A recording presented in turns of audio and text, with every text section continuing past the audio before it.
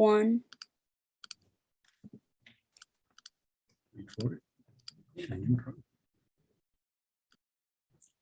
Good evening. Time is now 6:30 p.m. I'm Chairman Timothy Toth. I'd like to call the Select Board Business Meeting to order on this 13th day of July 2022.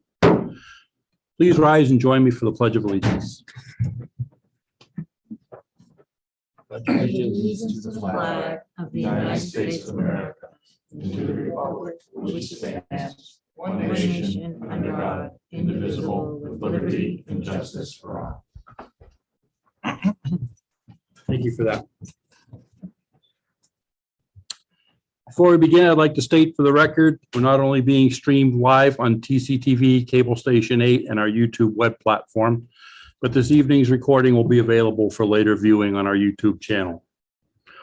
We have the following board members, staff, and expected guests: Select Board Member Bennett, Select Board Member Griffiths, Select Board Member Curry, myself, Town Administrator Adam LaMontagne, our TCTV representatives, and our Administrative Assistant Justice Graves. Also like to recognize in the audience tonight, Matt Leclerc from the Valley View Farms, Dave Pease from Pease Orchard, Richard Brooks, Sue Larrabee representing Templeton Lions, and we have Chief Dickey from the Fire Department, Chief Bennett from the Police Department, and Rich Curtis from our Emergency Management Office. Thank you all for joining us. As always, our agenda for this evening has been set no later than 48 hours out by law, publicly available at the official source for town information, templetonma.gov. Although I have the discretion as the chairperson to add or remove from the agenda, it's been set to allow for time, personnel resources, and public awareness. I do reserve the right to move agenda items around to fit our business and guests. Thank you. If it's your first time attending a select board meeting or any public meeting in the community, welcome. We're glad you've joined us. Please be aware we do our best to address all agenda items adequately, all public concerns with due concern, and all comments with dignity and patience.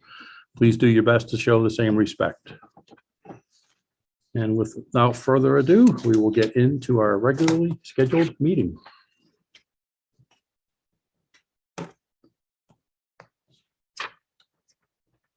Agenda item 3A, approval of minutes of the prior meeting.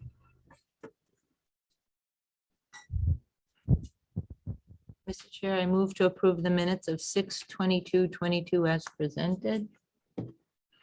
Motion made to approve the minutes as presented. Second. I have a second. Any discussions or comments? Hearing none, we'll bring that to a vote. Mr. Bennett. Yes. Ms. Griffiths. Yes. Mr. Curry. Yep. And I vote yes as well. Thank you. We have no executive session minutes, so we will skip over that. Agenda item 4, citizen input.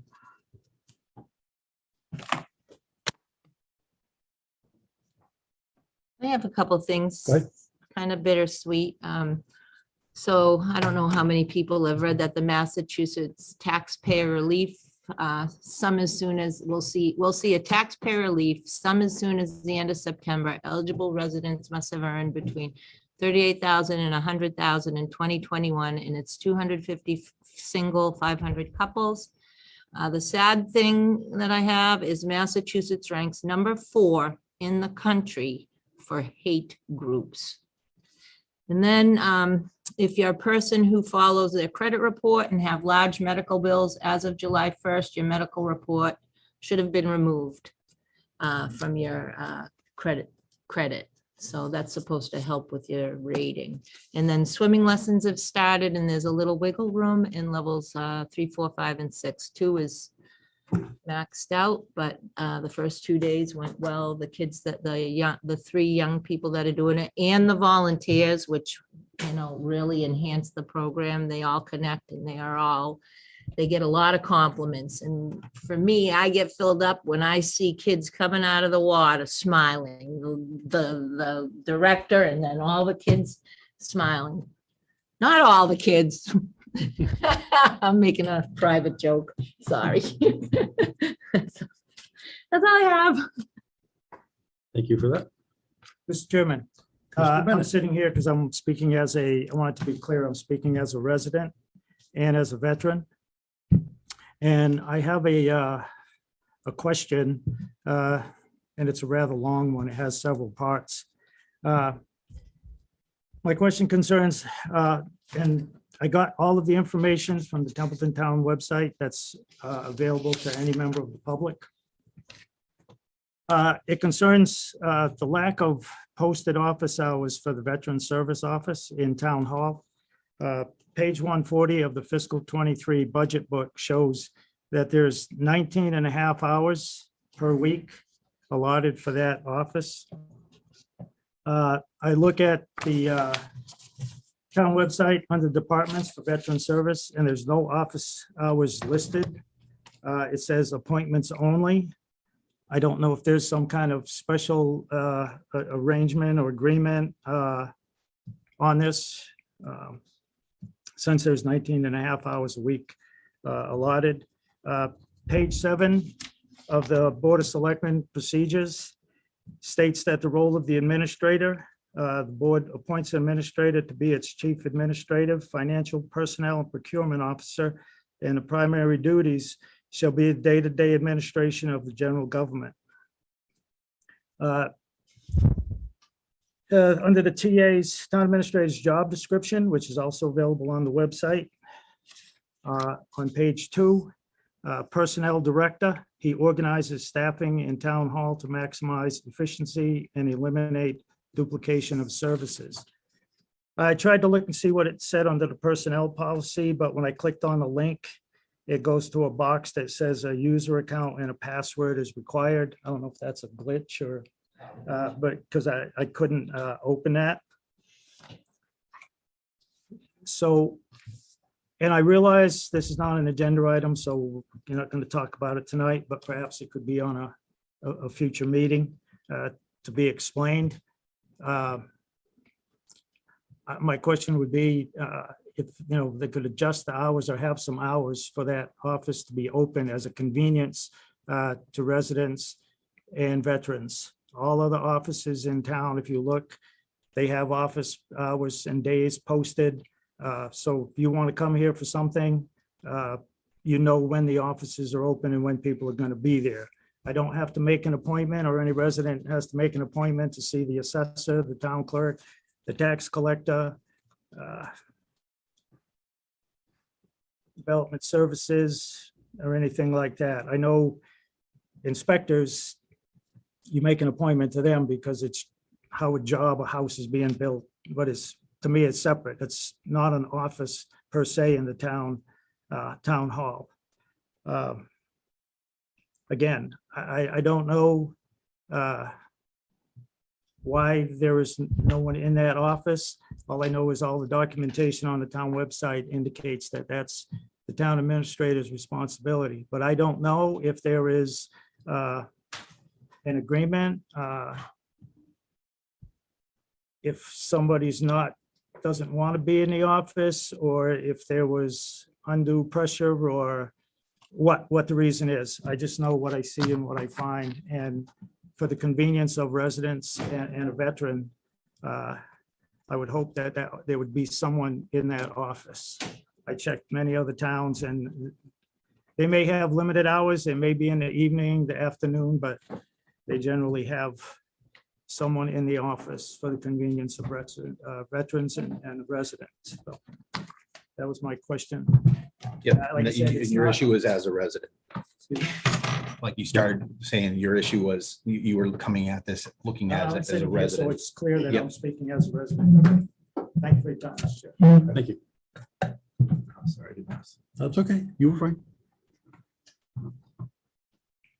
Thank you for bringing that to our attention. And yes, I think we will bring that up as a future agenda item. I'm flagging that in my notes.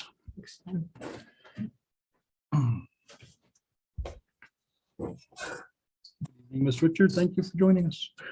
Sorry, I'm late. No, that's okay. Apologies. All right, moving along. New business. No new employees to introduce. Is that correct, Mr. Lewontain?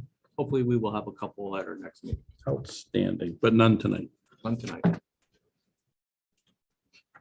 Next up, item 5B, appointment Recreation Commission, Mr. Hunter Graves. Not with us tonight. Okay. Mr. Chair, I move to appoint Hunter Graves to the Recreation Commission for a one-year term to expire on 6/30/2023. Second. I have a motion and a second to Aye. appoint Sorry. Mr. Graves. Do we have any further discussion? I think he's an excellent candidate. He's volunteering. He volunteered for the swimming program and then he went through it and he was old enough to get hired, but he put his time in. And he works for Graves Concrete right now. And at 1:30, when he gets out, he comes right over to the swimming hole because he has a passion for the town. And he wants to see the kids have the program and he's volunteering for that. And, he's just an all around good character, kind of runs in the family. Yeah, I knew someone was gonna make that joke.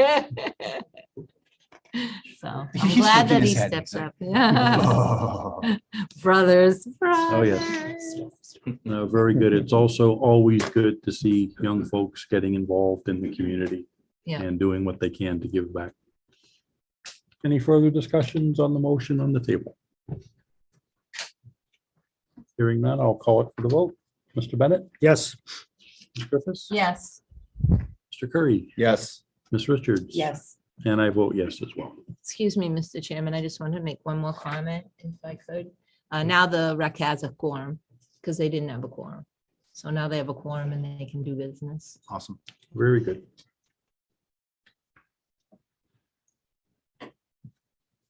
Next up for new business, item 5C, presentation quarterly reports of the Q4 FY22 public safety. Chief Bennett, we have you on the top of the pile.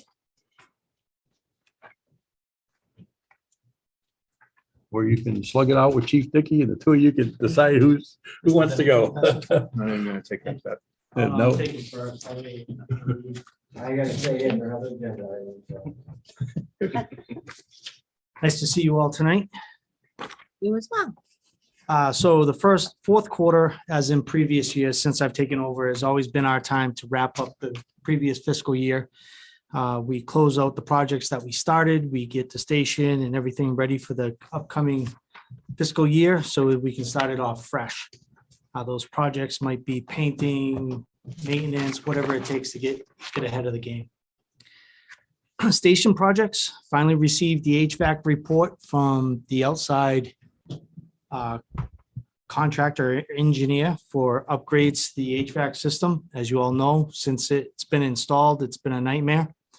We're hoping to have that document prepared and heading out to bid, hopefully within the next 30 days or so.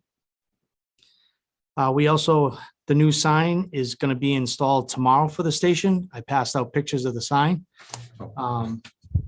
Tomorrow. That'll be installed tomorrow morning. After that is installed, we also have the new flagpole that came in. So once we can get the highway department to come down, we'll install that. And then in the springtime, we hope to build some kind of patio or paver brick walkway to the flagpole and out to the sidewalk from our walkway. Because if you've seen, our walkway was designed poorly. There's no access to the road to cross the street to go get our mail. So you have to walk across the lawn to go get it. Poor design. So in the springtime, we hope to do that. And also, if you've ever, obviously, I hope you've driven by the station. We also have the school zone flashing yellow light right at the corner of our property. Mr. Whalen has complained about it. I've complained about it. Hopefully in the spring with the highway department, we can move that to the edge of Mr. Whalen's property, which he is in favor of. You will see that moving on down to vehicles, you'll see that we took delivery of our new ACO truck. Came out very nice. I believe Mr. LaMontagne saw that. It's up and running, ready to go. We do have a few strobe lights that we have to install.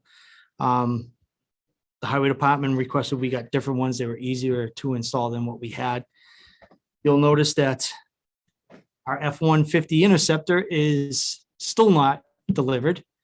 It has finally been submitted to the plant, but no build date yet. So I'm thinking that we just ordered our Explorer Hybrid, which has a delivery date of September or early October. I'm thinking we're going to have the hybrid before we even have the Wow. F-150. So that F-150 is gonna go well over a year from the time we place the order. It's a custom build It's or just- it's what like a happens with- whole, like a whole series of vehicle, like. So for what the next happens with the generation. F-150, Ford actually breaks down the whole line. So they'll pump out however many F-150s to go out to citizens, regular vehicles. Then they break that all down and gear it for an Interceptor. Yep, And that only happens so often. that's what I thought you were So describing. it's Yeah. gonna take Okay, a little while. I know Ford also shut their 150 line down for a while, which didn't help That didn't anybody. help anything. And my brother deals with a dealer in another state. All of their fleet and corporate vehicles, they are running about an 18-month window with no build dates given back to them yet. It's crazy. Welcome to our new world. World. However, if you custom order your truck, you can get it in like 6 weeks. Wow. Go figure. Lastly, you'll see moving forward with our projects with Axon, the Taser 7s and the body cameras. Both of those are in. They've been delivered to the station. We have training on Tuesday for the body cameras. They won't be put into service right after the training. We have to finalize the policy on those, and then the state has to sign off on it. Hopefully we'll get that in soon. Tasers, we also have to do training on that. The new Taser 7s, if you've never seen a Taser, Taser 7 is, wow. different. Oh, yeah. Yeah. I would not want to get hit by that thing. Yeah. Yeah, it's just scary hearing it. Also, you will notice that within the next 60 to 90 days, it's actually about 10 weeks out. Just talked to Sergeant Fliss. We're going to be transitioning from our current duty weapon, which is the Smith & Wesson MP45. We're going to be switching over to the Sig Sauer P320 9mm with red dot optical and light. The reason for the switch is the FBI just did a study about a year and a half ago now, and their study recommends the switch back to the 9mm. I wasn't in favor of it at first. I actually love our 45. Right. But because of this study that came out with everything that's going on, all your accessories for the 45, because all we wanted to do was switch to red dot opticals because that's what's being suggested. You can't get them. You can't get the holsters for them. Everything's being geared to the 9mm because that's what the FBI is saying. So they're not even pumping out any accessories or anything for the 45. So we're going to be switching over. I got a question. So the 320, I had a couple questions on that. Do they come with a recommended ammunition for that? Going from a 45 to 9mm, just wondering what your take is on suitability. Do you have any, are you going to use ball, or are you going to wind up choosing an ammunition that is sufficient So as a replacement for your 45s? Yep. So we have two firearms. I don't want to say experts, but if you've ever seen the movie Police Academy, we have a tackleberry like you wouldn't believe. Okay. He's well on top of this. We've already contacted our supplier of the ammunition. We're going to be able to exchange our 45 for the good. 9mm. It's very little out-of-pocket cost to make the switch on ammunition, and we have the right ammunition to go with. Also, I thought you were going to bring up that actually the P320 actually had issues when it first came out. That was my next. The military had issues with it. That's where it all started. Since then, SIG has addressed those issues, and they haven't had any of those issues since. Yeah. So that's why we're switching. Just want to make sure you're well into the decision. So I just wanted to make sure that you were aware of what Oh, yeah. that specific issue and lawsuits were. So thank you. A lot of research was put into Yep. that compared to the Smith & Wesson 9mm, which also has it, and also the Glock. Mhm. I'm a Glock guy, but the SIG is a much better weapon. Mhm. And even though the Smith & Wesson optical that comes with it is not covered by the weapon. So if we drew it out and the optical broke, we would have to pay to replace it. Whereas the SIG, if you draw it out and the optical breaks, they replace it. It's part of the weapon. So I'm gonna skip over the back because I don't have comparisons statistics. So if you have any questions, Julie does. Julie? I did. I just Yes. had a quick question. You mentioned, and in a joking manner, I'm gonna say I've heard this before, at very minimum cost. Can you let me know, like, what are we looking at for a cost on Well- the switch over on your weapons? On the weapons? Is there gonna be a cost associated? Oh, there's, with the there's, no, no, there's Is a it- cost for the weapons, which is already paid. Oh, okay. It's already paid. It's already taken care of. The cost that's gonna be additional would be swapping out the ammunition. Swapping things out will cost. Is that gonna be high cost or low cost? No, I don't Not even, really. I don't even think it's gonna be over $500 to swap it all over. Okay, sorry, just a silly question. I was like, oh boy, here we go. With the low cost thing in Templeton. Okay, thanks. Thank you. I have another question for you, Yes. Chief. Do we have somebody certified as an armorer? Yes, we And do. in this purchase, is armorer training part of the package deal?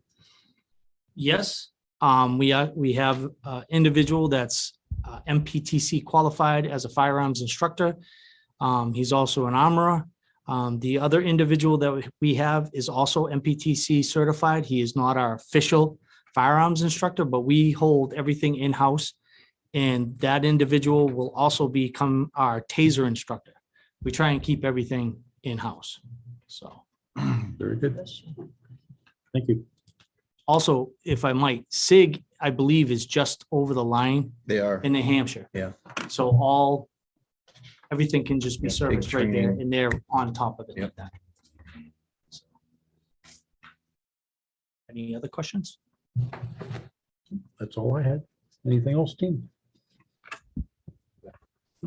All Thank you, Chief. quiet on the establishment over in Baldenville, pretty quiet. No As update. quiet as we could hope for. The detail. Yeah. The detail has ended. The restaurant and Yeah. the That detail ended has at the end of ended, June. so all quiet as of July or somewhat? Somewhat better, Okay. better. Just It's looking not for a quick- absolutely Yep, without don't any need issues, detail, but but just wondering about that it's been better. because I knew. Oh, good, great. Thank you. You're welcome. All set, Mr. Chair? All set. Thank you. Thank you, folks. Have a good night. Good night. you Thanks. too. Too.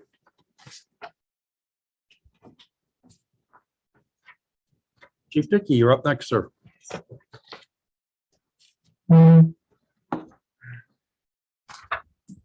Evening all. Hi, Chief. Evening. My report is much quicker than Chief Bennett's. I listed all of the calls for the quarter, 364 emergency calls with 80 residential and commercial inspections mixed into that. That 364 is pretty roughly on where we were last year for the last quarter, which is still a rise from past years. So we are still increasing calls every year. Any questions? Unauthorized burning. Can you walk me through like a typical? Unauthorized burning is typically someone has a campfire in the backyard and it gets called in by an angry neighbor. And what are your actions? Depending on the circumstances, if it's a contained fire used for like someone's having a campfire with the kids, something Yeah. like that, then that can be allowed. That does not need to be permitted. But if it's not contained Got it. in approved area and they're trying to burn brush or leaves or something during an incorrect time or building materials, and it gets Yeah. either they put it out or we put it out. So there's some discretion and it's up to you.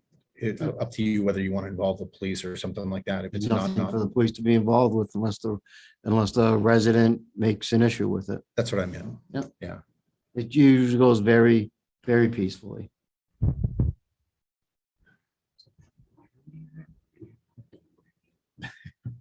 It's funny. And we are well beyond the permit burning season, other than We- the agricultural. Yes, we permits. are well beyond the residential burning season, but agricultural is year round. Still take those permits, any new permits for agricultural, they just have to call the office. Still a fee, is it? Correct. Yes, sir. Yep. $10. Has not gone up in the 30 years that I've been involved with the fire department. Knock wood. And there's no intention on putting it up either. Any other questions, team? Thank you for that, Chief. Thank you.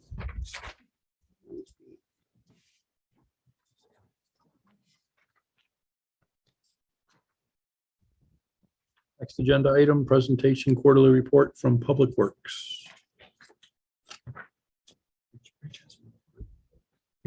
That is, are we doing DPW or we're skipping over it? I mean, if you want to go to DPW before Rich, it's up to you. Who's doing DPW? I will. Okay. Rich is here too. Let's step back. Rich is also here to represent emergency management.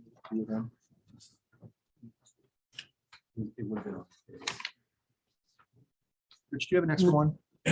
Yeah. Matter of fact, I do. Awesome. And Rich, if we give one to Holly too, just so she has it for the minutes. I'll give it to her afterwards. As long as she gets one. I'll sure. I'll slide mine down. We're good. Thanks. Okay, well, this has kind of been a weird quarter for me. Back and forth to Florida, but we did get the SEMP plan completed I'm so happy. in place. It is on the MEMA website. I'm overjoyed. Thank you. Absolutely. That part of it's done. We still have the next step to go, but we'll get to that. Baby steps. MEMA was passing out some PPE supplies, their surplus supplies, which I kind of figured was going to happen when I saw how much they had. And I did put in for that, much to Dave's dismay because he has to deal with it now, but we got quite a bit of stuff extra to add to our supplies. So that was good. Sent in the request for our 2021 EMPG grant. That came in just before the close of the fiscal year, which was good. So we didn't end up in a deficit. The purple air sensors that Terry and Adam were instrumental in getting, all 5 of those are up and running. Bob Sosik helped me with that. He helped install them and I programmed them in. All 5 of them are working. We got one at the DPW, one at Town Hall, one at the fire station in Templeton Center, one at the EOC, and one at the senior center. Oh, nice. That worked out good. And the, Did you, I'm not sure if you were in the meeting when I brought up the, I have a Google Nest and it shows me weather. And right after you guys installed stuff, I started seeing air quality information. So I think there's some kind of plugin with Purple Air, like they share that, they collect the data. Yeah. That was part of the installation. It had to be able to reach Wi-Fi. I think that's basically shared and the community Nice. winds up getting that information. Every day I see it right there on the display. Oh, So nice. somewhere there's a plugin. I haven't figured out where to research that, but I just wanted to, but I checked Let today, you know. they're still all up and running good. Yep. Baldwinville is the dirtiest area we have, by the way, just so you know that. Oh, that's a shock. Even the senior center was actually the highest today. I Oh, was at wow. 22. I think I was at 18. Yeah, uh-oh. one of the humid days, one was at 94. I just had Well, some of mine these just big on. cities that have a lot of industry on the 3 grants that we have access to. Doesn't mean we're going to get them, but I'm hoping. We haven't been turned down for one yet, so that I put in for, so I'm hoping we don't get turned down for any. Right now, the grant for $25,000 for the upgrade of our hazard mitigation plan, that's already turned in, waiting to hear about that one. I just sent in yesterday the 21 EMPG competitive emergency shelter generator subgrant for $50,000. And that's going to end up costing us a little bit of money on that one, but we'll see what happens when we get it, if we get that one. And then the third one is leftover monies from an EMPG grant in the previous years and CCP. So it's for CERT for the most part. We're going to purchase some additional equipment for emergency sheltering. And then the CERT program activities for the quarter. There was a CERT rodeo. It's like a CERT symposium. if you would. First time they've held it, it was held in Leicester. We sent out our rehab truck and the CERT trailer and a few other items for display. I was asked to speak at it because I had spoken at a webinar for FEMA and they wanted the same presentation put out, but I was still in Florida, so I couldn't do that. So Mike Dixon volunteered to do it. And then the day before he got sick. So our CERT member, he's one of our team leaders, Tom Calero, on the spur of the moment, the day before, volunteered to do this. And I guess he did a really good job. Awesome. Oh, that's great. Mima thanked us for having him there. Yeah. We did the Memorial Day program at the high school, middle school complex. And we didn't realize how big that was going to be, but that was huge with visitors. Oh, nice. We want to make sure we prepare for that a little bit better next year, I think. A lot of parents and friends showed up for that program. And then they helped out with the Memorial Day program, the Memorial Day parade, helping the police with traffic and road closures. And I guess that's about all we did. No, we did graduation. I'm sorry, I didn't put that on there. We helped out with graduation too. So, and that's it. A busy quarter. With that, A busy quarter. probably could have been busier, but that's all right. I'll take it. Again, doing good things for the community. Thank you. Yep. Thanks, Rich.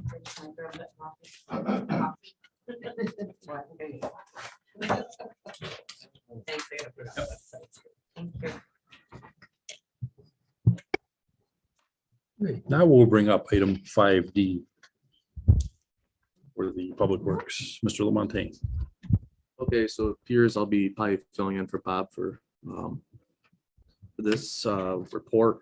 The Highway Department, Bob did get us, Mr. Souza got us his report in.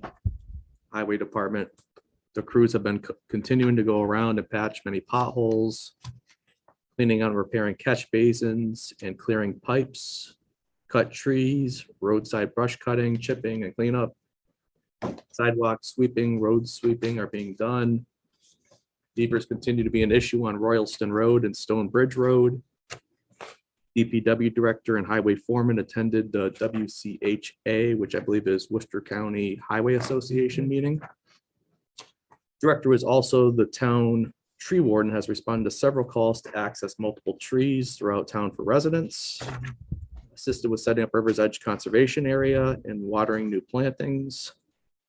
Started painting stop lines and crosswalks. There were 2 driveway inspections, 2 road cut permits, 2 trench permits, and 2 road cut escrow inspections for release of funds.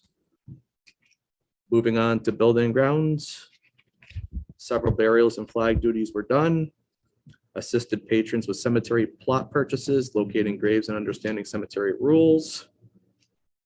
Cleanup and trash removal, Pine Grove Cemetery, Green Lawn Cemetery, and Gilman Waite Field.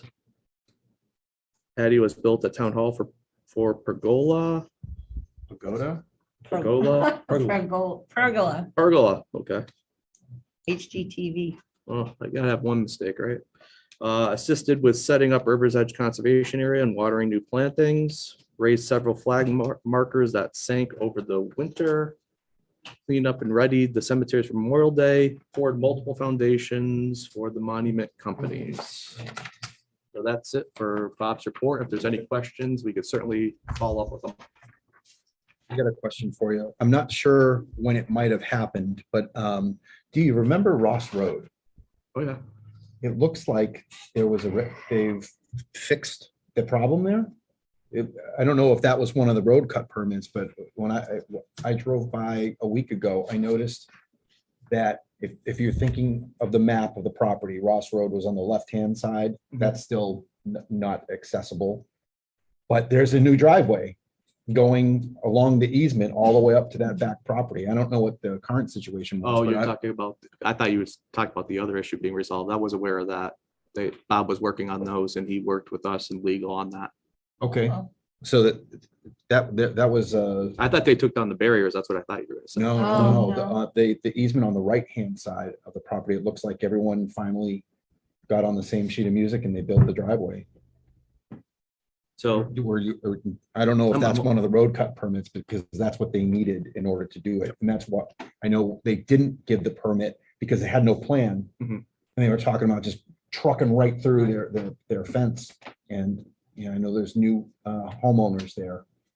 So it looks like there was some remedy there. I don't know if that's one of them, but that's good. Talk on Mike's spot, that wouldn't be a road cut, that's a driveway permit. Hmm. And yes, I'm living on the road, driving down that road twice a day. There are actually two new driveways, the house in the front has a new driveway. Yep. The house in the back has a new driveway. Although they still do not follow town bylaw. There are no house number markings. If we had to find that for public safety, you know, because 2 and 3 are kind of odd. The 2 Ross Road, 3 Ross Road, I believe, are 1 and 2, and the ladder would be the first driveway. Neither of those houses have markings. I believe when we talked about this, that if they were going to do that, they were going to get Dudley Road numbers. I couldn't tell you, and there are no markings at the end of the I'd like to driveway. ask, do Yeah, some we'll follow up on back that, on that. Neither because one of the houses if would be able to that's follow a the public town safety bylaw, issue. the number It on the is. house. There'd be markings in the driveway. I'll follow up with legal on it. I distinctly remember Luann saying, when we had the way forward meeting, that was the discussion, was if they were gonna abandon Ross Road, which it has been, then they would wind up getting Dudley Road addresses, which makes it much easier for you to respond. Police chief is the one that does the address changes. so He was in the meeting. Yep. Well, no, he'd be able to say if that happened, and if it did happen, there are no markings. Okay. Thanks for bringing that up.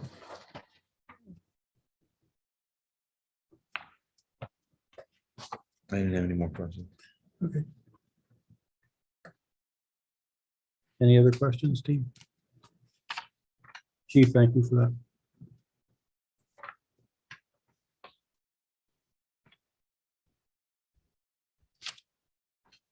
Mr. Lamontagne, thank you for offering the report.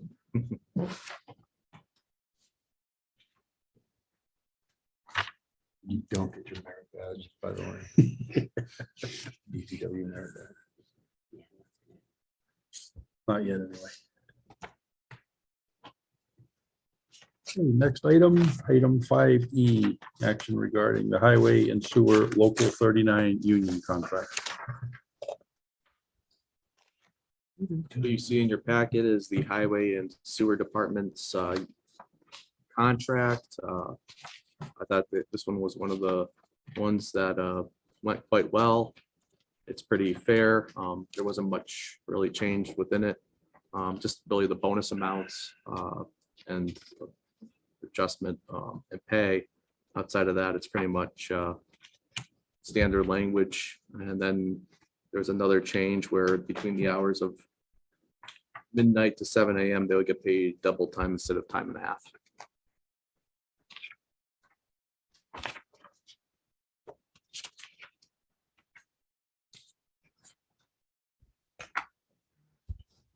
That predominantly ties to call-ins or, emergency type operations, because we don't generally run a 3-shift operation there. It would be more for snow and ice operations.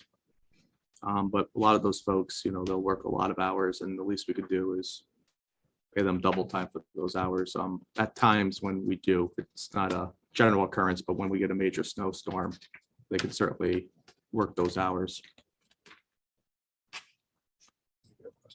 Go ahead. Political, there are two sections. I don't think I'm, out of all the contracts that we've gone through, agreements that we've gone through so far, political affiliations, like basically invoking the Hatch Act, are you used to seeing that? I know I'm kind of putting you on the spot, or is that unique to this one? I think that's more federal. Yeah, it's in, I mean, it's in there. It's Yeah. political is stipulations and then smoking. It's in there, but we've never had, at least that I Issue. could recall, an issue. I mean, generally, they know their contract language and they But follow that's that. not something that you were like, oh, we got our political thing in there. That would just probably standard language I was carried Okay. over from one All right. previous, on the other collective bargaining agreement that has since expired to this one. Because I don't recall that ever being an issue. Being an issue. And for the TA to sign. Yeah. Yeah, I knew, I saw the last page. I got you covered. Anything else on this one? Smoking? Oh, yeah, we don't want them smoking. Well, it says respecting the right of smokers. I it was a little like, oh, Yeah, we're that's a little addressing vague. smoking? Yeah. Yeah. I don't think I've seen that in any of our I other think in the agreements. vehicles, correct? Is it more geared toward them not smoking in the vehicles or is Well, it town properties, as far as just I know. It talks about them like believe not it's- discriminating against smokers' rights to take a break. Yeah, but there's also smoking, which I believe is on town property at the top of my head. What, you have a page number? I flipped through it. I know, Hold on. Oh, yeah, page 30. 30.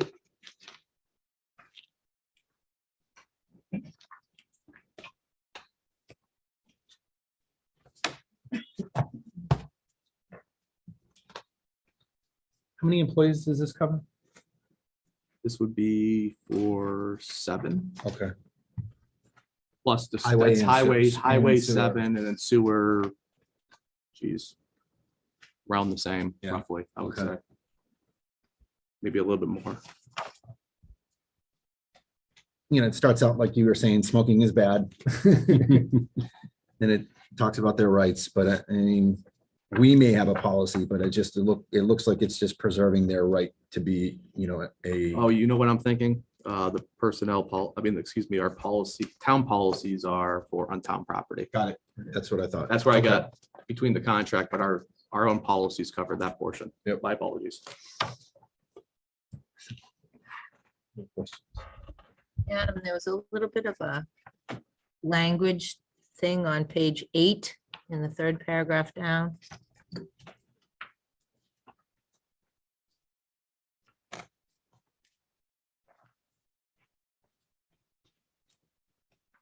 What's the issue? The last sentence, the union shall not hold the responsible for. Should it be the town responsible for? The union shall not hold the responsible for. What last sentence on which paragraph, Terry? 3, Right in the middle. it's four lines up from the bottom. The union shall not hold the responsible for. Okay. We can make that Should it be the adjustment. town?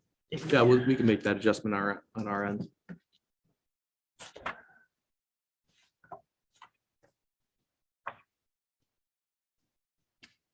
I mean, Mr. Chair.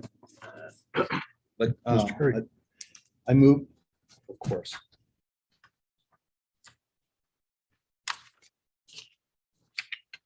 I move to approve the agreement, the amended agreement between the town of Templeton and Templeton Highway and Sewer, Local 39, Laborers International Union of North America, AFL-CIO for July 1, 2022 to June 30th, 2025, as amended, and for the town administrator to sign. Town administrator or board? Town administrator. If you Second. look at the last page. Yep. Second, Have a motion and a second. Any further discussions? Hearing none, we'll call the vote. Mr. Bennett, yes. Ms. Griffiths. yes, Mr. Curry, Yes. Ms. Richards. yes. I vote yes as well. Thank you, team.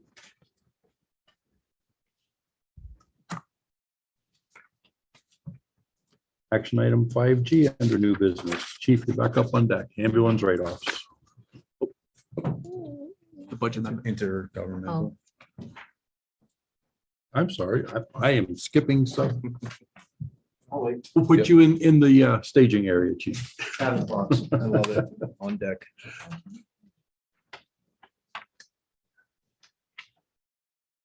So I should put my glasses on because up close, I can't read this. Oh, you go. I've got my new bionic eyes. I can see far away, but I can't read up close. It is wonderful. Okay, so regressing, my error, action item 5F, budget amendment 2023-1. So with the collective bargaining agreement, now that you've approved that, this is the funding mechanism where they get their 2.5% pay increase for fiscal year 2023, the first one that came in front of us, that we will have to approve to fully fund the contract for the highway and sewer workers. This would obviously be on the highway side of the house. The sewer already have it within their budget. Any other questions? No, thank you for that explanation. You're welcome.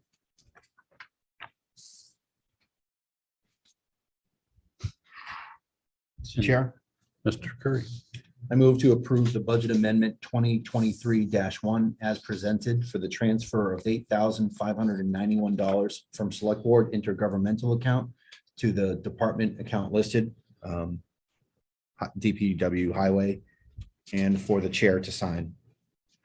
Second. I have a motion and a second. Any further discussions?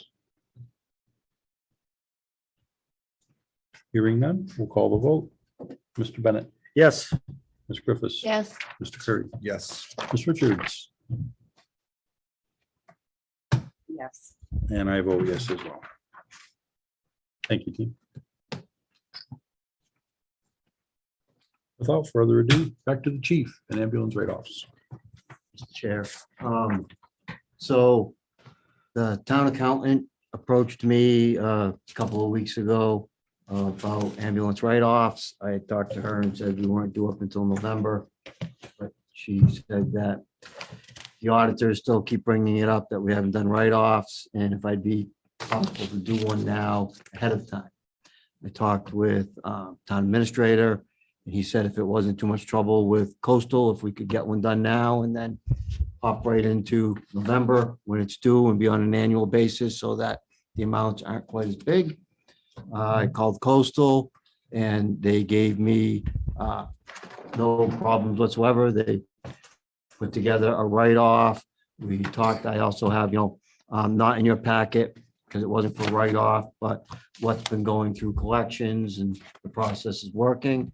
This, what you got in your packets that's been redacted with all the patient information is really all the older stuff that there is no way to claim, no way to get. So it was their recommendation at that time that that final number, all of these accounts get written off now and then come November, we'll see the process be much smaller and continuing on the yearly basis. It's been a while since this has been done, hasn't it? It's 2013 been, is that's what I was Yeah. gonna Since say. I've before I been was waiting to chief, say yes. that. Yeah, some bids will Yeah, I'd back. say to yeah. At least 10 years. Some of these are dated and aging well. Yes, Mhm. so it really working with coastal on this one right now, the policy worked, everything was going through the new stuff since we did the policy and to go through collections. I don't know, because I didn't ask what, if we've decided to see anything through, but it's been going through. So it's working and this is just to try to get the big chunk of it done right now. And then you'll see me again in November per the policy to keep it on an annual basis. That's great. Is that one of the things that we had to tick off in this thing? Yep. That's wonderful.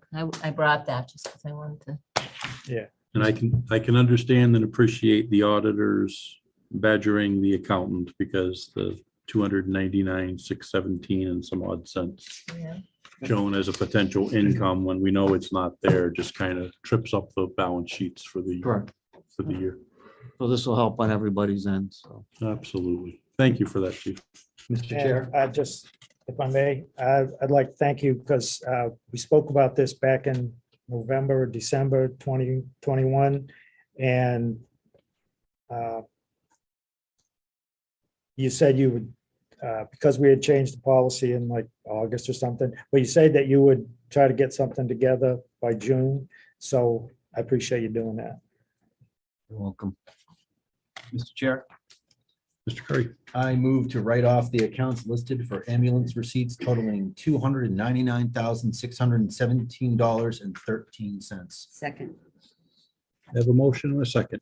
Any further Any discussions? signature or anything like that? I didn't need to say it like for whoever to sign. There's nothing to sign. If, I don't know if Coastal will ask for anything. If not, if they do, I can just get the minutes from Holly with the vote of the board on it, something. And I'll let our auditor know. Outstanding. Okay, bringing to the vote, Mr. Bennett, Yes. Ms. Griffiths. Yes, thank you. Mr. Perry, Yes. Ms. Richards, Yes. and I vote yes as well. No Ms. Richards, S on Richard. I'm sorry, Okay. no S. Could I add one thing, Mr. Chair? Absolutely. So with the ambulance retreats, we didn't talk a lot about a lot of like how we got there. We all knew, policy wise and everything, but if someone is brand new watching and they just heard us write off $299,000. From 2015. Right, but well, that's part of the point I wanted to make. Like goes back 10 years and it's for people that can't pay. They required ambulance service.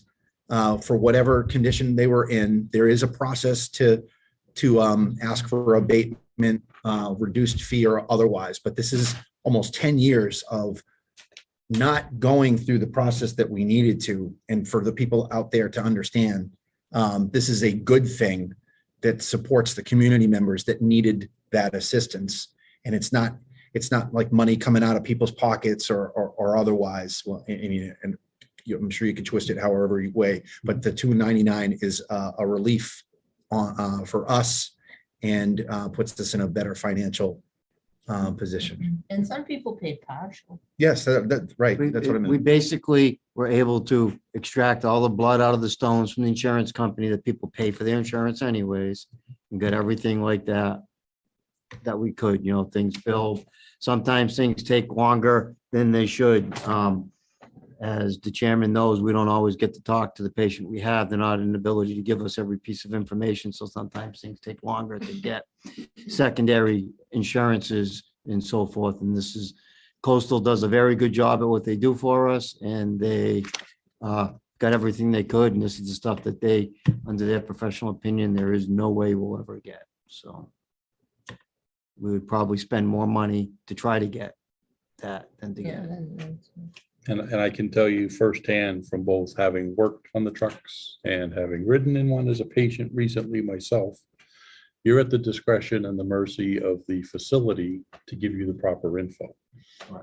And they don't always hand off the proper info. Now, you can't go back and beat the patient up for that necessarily, and it becomes a series of phone calls and presenting paperwork. And then it's like, oh, yep, we made a mistake. Thanks. Appreciate that. Thank you. Thanks, Chief. Good job, chief. Item 5H, actions required regarding the town common private sign ban and town property.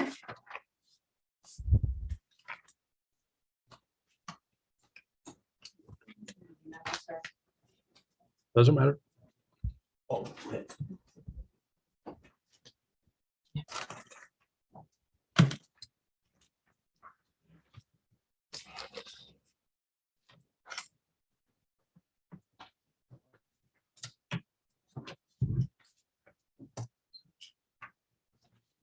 Good evening. Good Good evening. How are you today? Thank you very much for having us here. If you don't mind just stating your names for the Yes. record. Yep. Sue Larrabee from the Templeton Lions Club. Brax from the Templeton Lions Club. So we're here to discuss what options we might have to be able to allow us to communicate to the community, our events and our fundraising activities. We are a charitable organization, as you know. As such, all the monies that we earn during our fundraisers go back to the community. Therefore, we don't have a budget for advertising. We do avail ourselves of Facebook and cable TV to advertise as much as we can, but we are certainly missing a certain demographics of the community. And our sign was kind of filled that niche. It was a one-time purchase that we bought. We were able to continually reuse it and update it. So it served a very good purpose for us. We received a lot of feedback from the community through the years that they were thankful that we did have various ways of being able to communicate different things. You can see the list below of all the different, some of the things that we support for the community, the Thanksgiving meals, the scholarships, food baskets, the pumpkins, Easter egg hunts, various things, Christmas trees. So basically, we would like to thank the town, first of all, for allowing us to have our sign there for a number of years. What we're asking, if there's a possibility, if there's some other property that's very visible in town that would be not offensive to the common, that possibly there's someplace else or on the fringe of it where we could possibly put our sign back up. I don't know, we maintain the gazebo. I don't know if that's an option of, down at the end of that property. But that's what we're asking for, some kind of a relief, some kind of guidance, if there's anything we can coordinate with you. Do you have anything to add? I'm sure you're aware of what the Lions Club is. It's a volunteer nonprofit service organization to benefit the residents in our community. It's volunteers within our community or the surrounding communities that come together. We raise funds, but we also do service events in town. And we actually do utilize the common where our sign was several times throughout the year to put on free events for the kids within the community. I mean, we do our Easter egg hunt. We maintain the gazebo, and we do Christmas tree sales there, which seems to be pretty good at the Christmas time. We've always maintained the area and left it looking better than when we arrived. And if there was a design for potentially something on the common that we could participate with, or we're limited on our own monies because all the monies that we raise, all the profits that we raise goes back to individuals within the community. So if there was some ideas on communicating with individuals within the community, we would definitely be an active participant with however that would be presented. Mr. Chairman. Go ahead. Just to remind everyone, looking at some of the concerns, and Yep. I've been in town forever, so I get it. There's always been a lot of advertisement on Templeton. So remember that the vote that did come in was Templeton Common was restricted.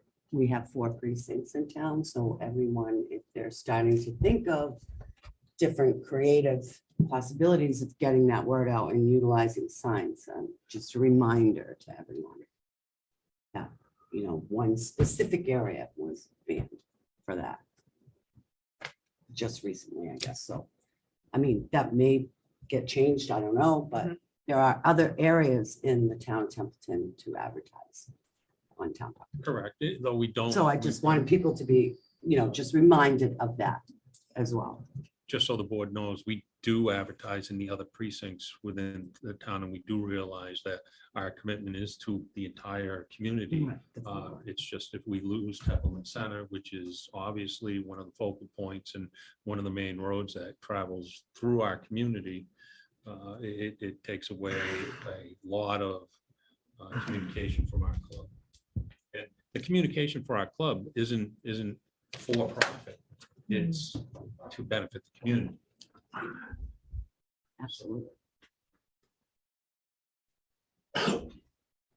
I'm going to withhold my comment till the very end because we have some other entities here as well. But thank you for the presentation. Thank you very much. Thank you. Thank you for hearing us. It's,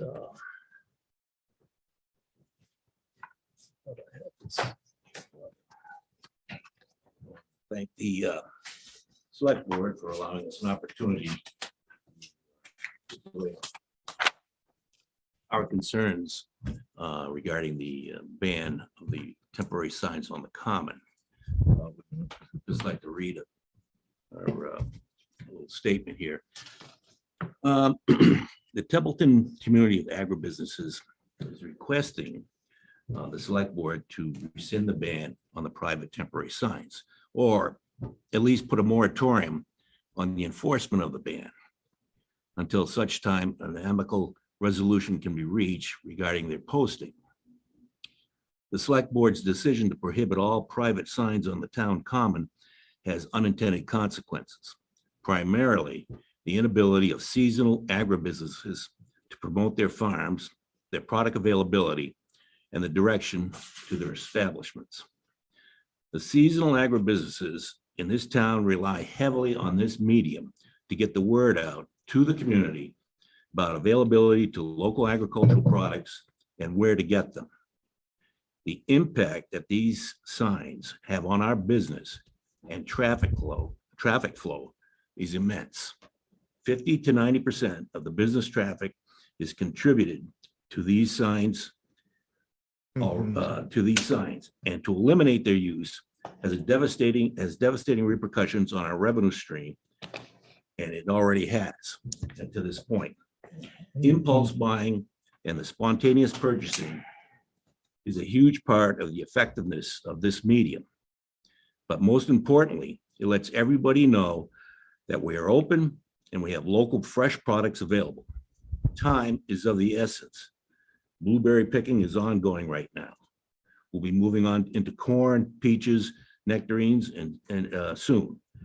And we need to move these products. As an example, I had an individual who stopped up at the farm today and said, "Oh, I just, thought I'd take a chance to see if you were open." And wasn't sure if you're open or if maybe you'd closed out of business. Those signs are extremely important with regards to getting folks to our establishments and to support our agribusinesses. And to that point, we believe it would have been prudent for the select board to have invited those members of the agricultural community who are utilizing this means of notification to an open forum discussion before taking what could be considered an involuntary impulse, implementing an arbitrary and somewhat capricious decision to blanket ban these private temporary signs without considering the agribusiness's input to resolve any issues concerning their usage. So that begets the question, what was the reason for the ban? And why is the ban only in effect at the Templeton Center Common and not to all town commons? During this proposed rescinding moratorium of sign banning, the farms and the agribusinesses would hope that the select board give consideration to consult with the Templeton Agricultural Commission regarding the signage issue and the importance that these signs play in promoting their farms. The action to ban these signs appears to be a rush to judgment, fast track in one meeting without discourse on the matter with the principals. Tonight, the agribusinesses, we are proposing that the select board rescind the ban on the temporary signs, or at least put a moratorium in effect regarding the enforcement of this ban until an amicable solution to the signage issue can be reached between government and the town's agribusinesses. And during this interim, the farms and agribusinesses be allowed to place their signs back on the common. These agribusinesses are heading into their fruition season where products will be available, and the need to get the word out is paramount. The opportunity for resolve would be to form a subcommittee composed of a select board member, an ag commission member, maybe 2 members at large, to arrive at some amicable resolve to satisfy all interests. if this means to augment and facilitate an aesthetically pleasing alternative town-sponsored signage platform, so be it. And it should be remembered that this medium is the lifeline to the farms and agribusinesses' financial sustainability. And time is of the essence for this seasonal period. So please consider our request. And again, I want to thank the select board for allowing us an opportunity to present our concerns. Well said. Thank you for the presentation. And again, not to be rude, but I'm holding my comments till the end, and the team can comment as well. I'm not going up. You don't want me up there. What he said. Times two. I'm sorry, and you are, Matt McClure. Valley View. Valley View. just wanted to make sure we had that for the record, that, Understood. people watching, whatever. I know who you are, but thank you I'm for there that. on camera. That's why I wore this shirt here. Thought you were waving at Yeah, me. yeah, yeah. Boy, that's good. I knew where you were.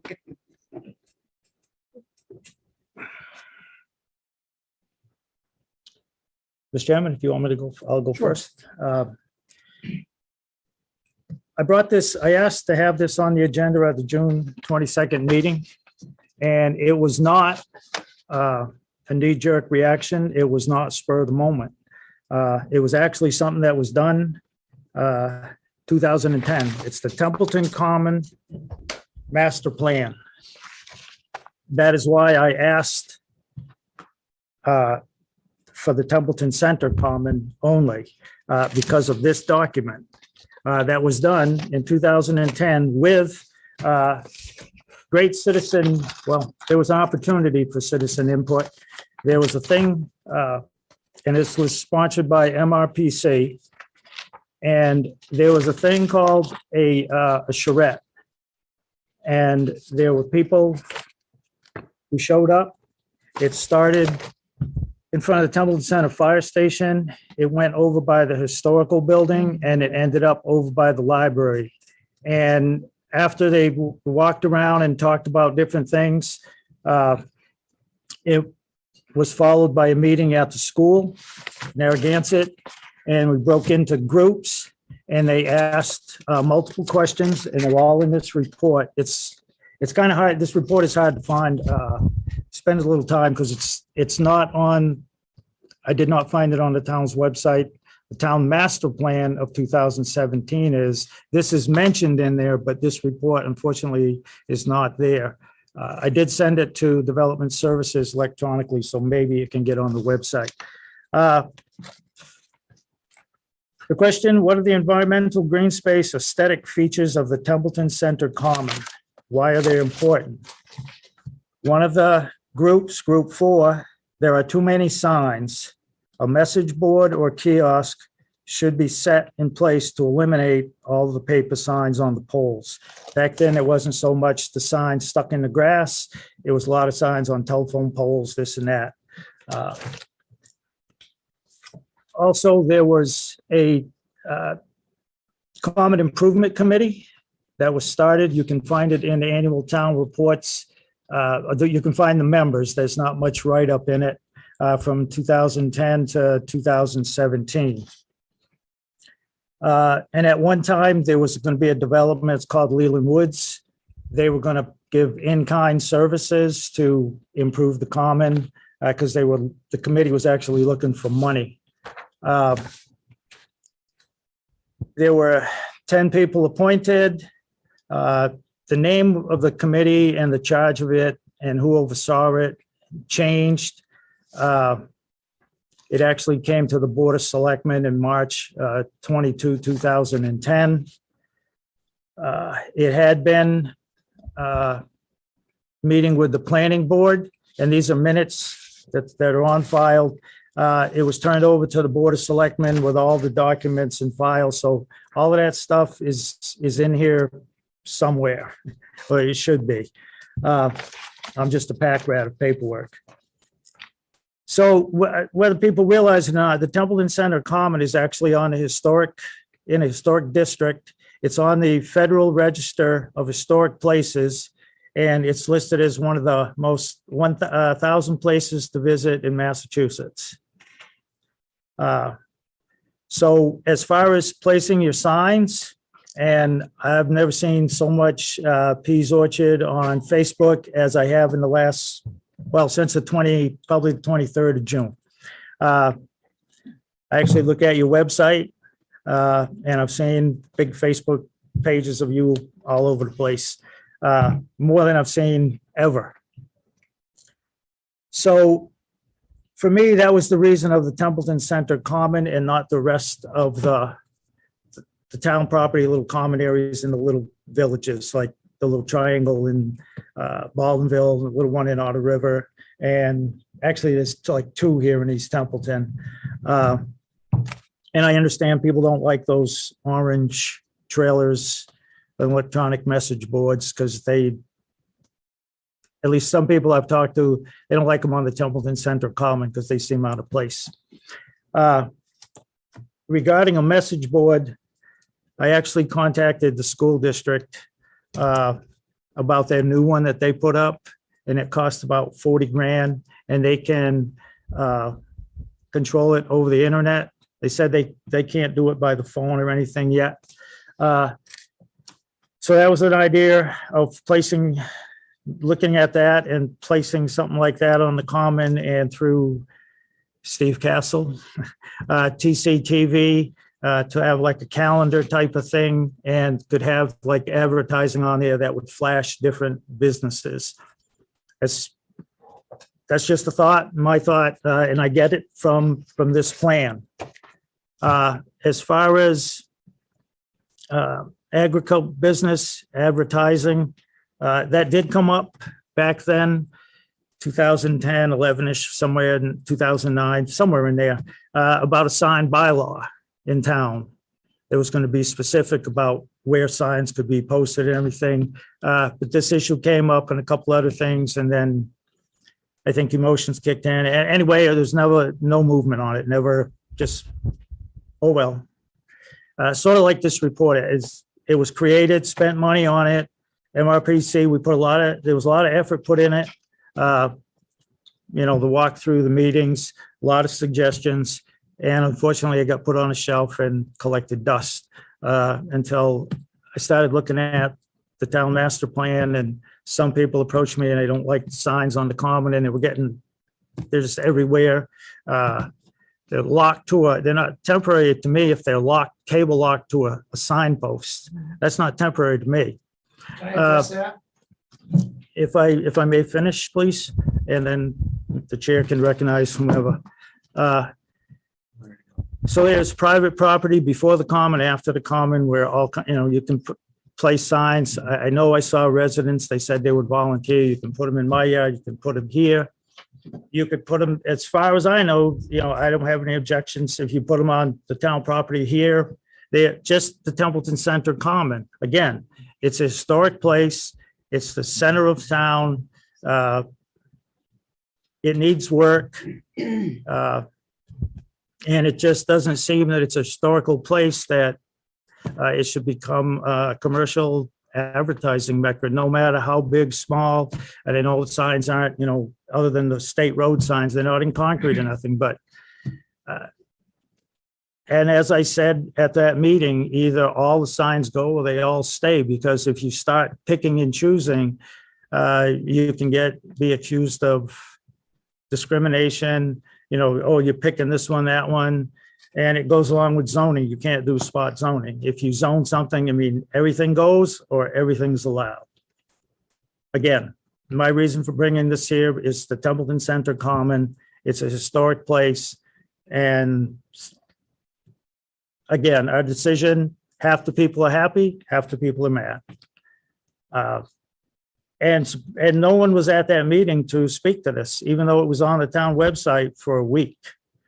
There was nobody here, nobody from the AgCom, no residents. Not a resident to say, what's the motive? Why are you doing this? It was just, so that's like, okay.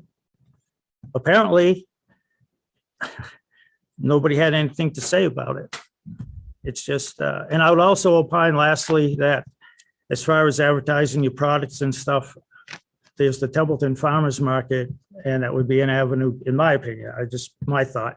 You could go there to sell stuff and maybe people see you and where you're located and however it works. I know that doesn't apply to the Lions Club, but there is other places to put signs besides the Templeton Common. And that's my say. Thank you for your time, Mr. Chairman. Town Administrator. Adam has something, I don't know what he wants to say. So thank you for allowing me to speak, Mr. Chair. I did have a conversation with Mr. Pease, and I know the Lions Club reached out to me as well. This board, as a custodians of property, did vote to ban the signs. With that, everything was followed legally. Town council reviewed everything. And the concern I have is of the impact if the board were to rescind that, and what kind of message that would send. Now, I'm not opposed to a sign to support local businesses but it needs to be legally reviewed and see if that could be done. Because I understand the point of small businesses being impacted. However, the board made a decision. I respect that vote.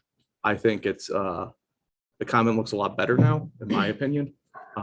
But I would be looking at potentially a sign, a town sponsored sign, with the businesses' names on it, local businesses, if it stands up legally.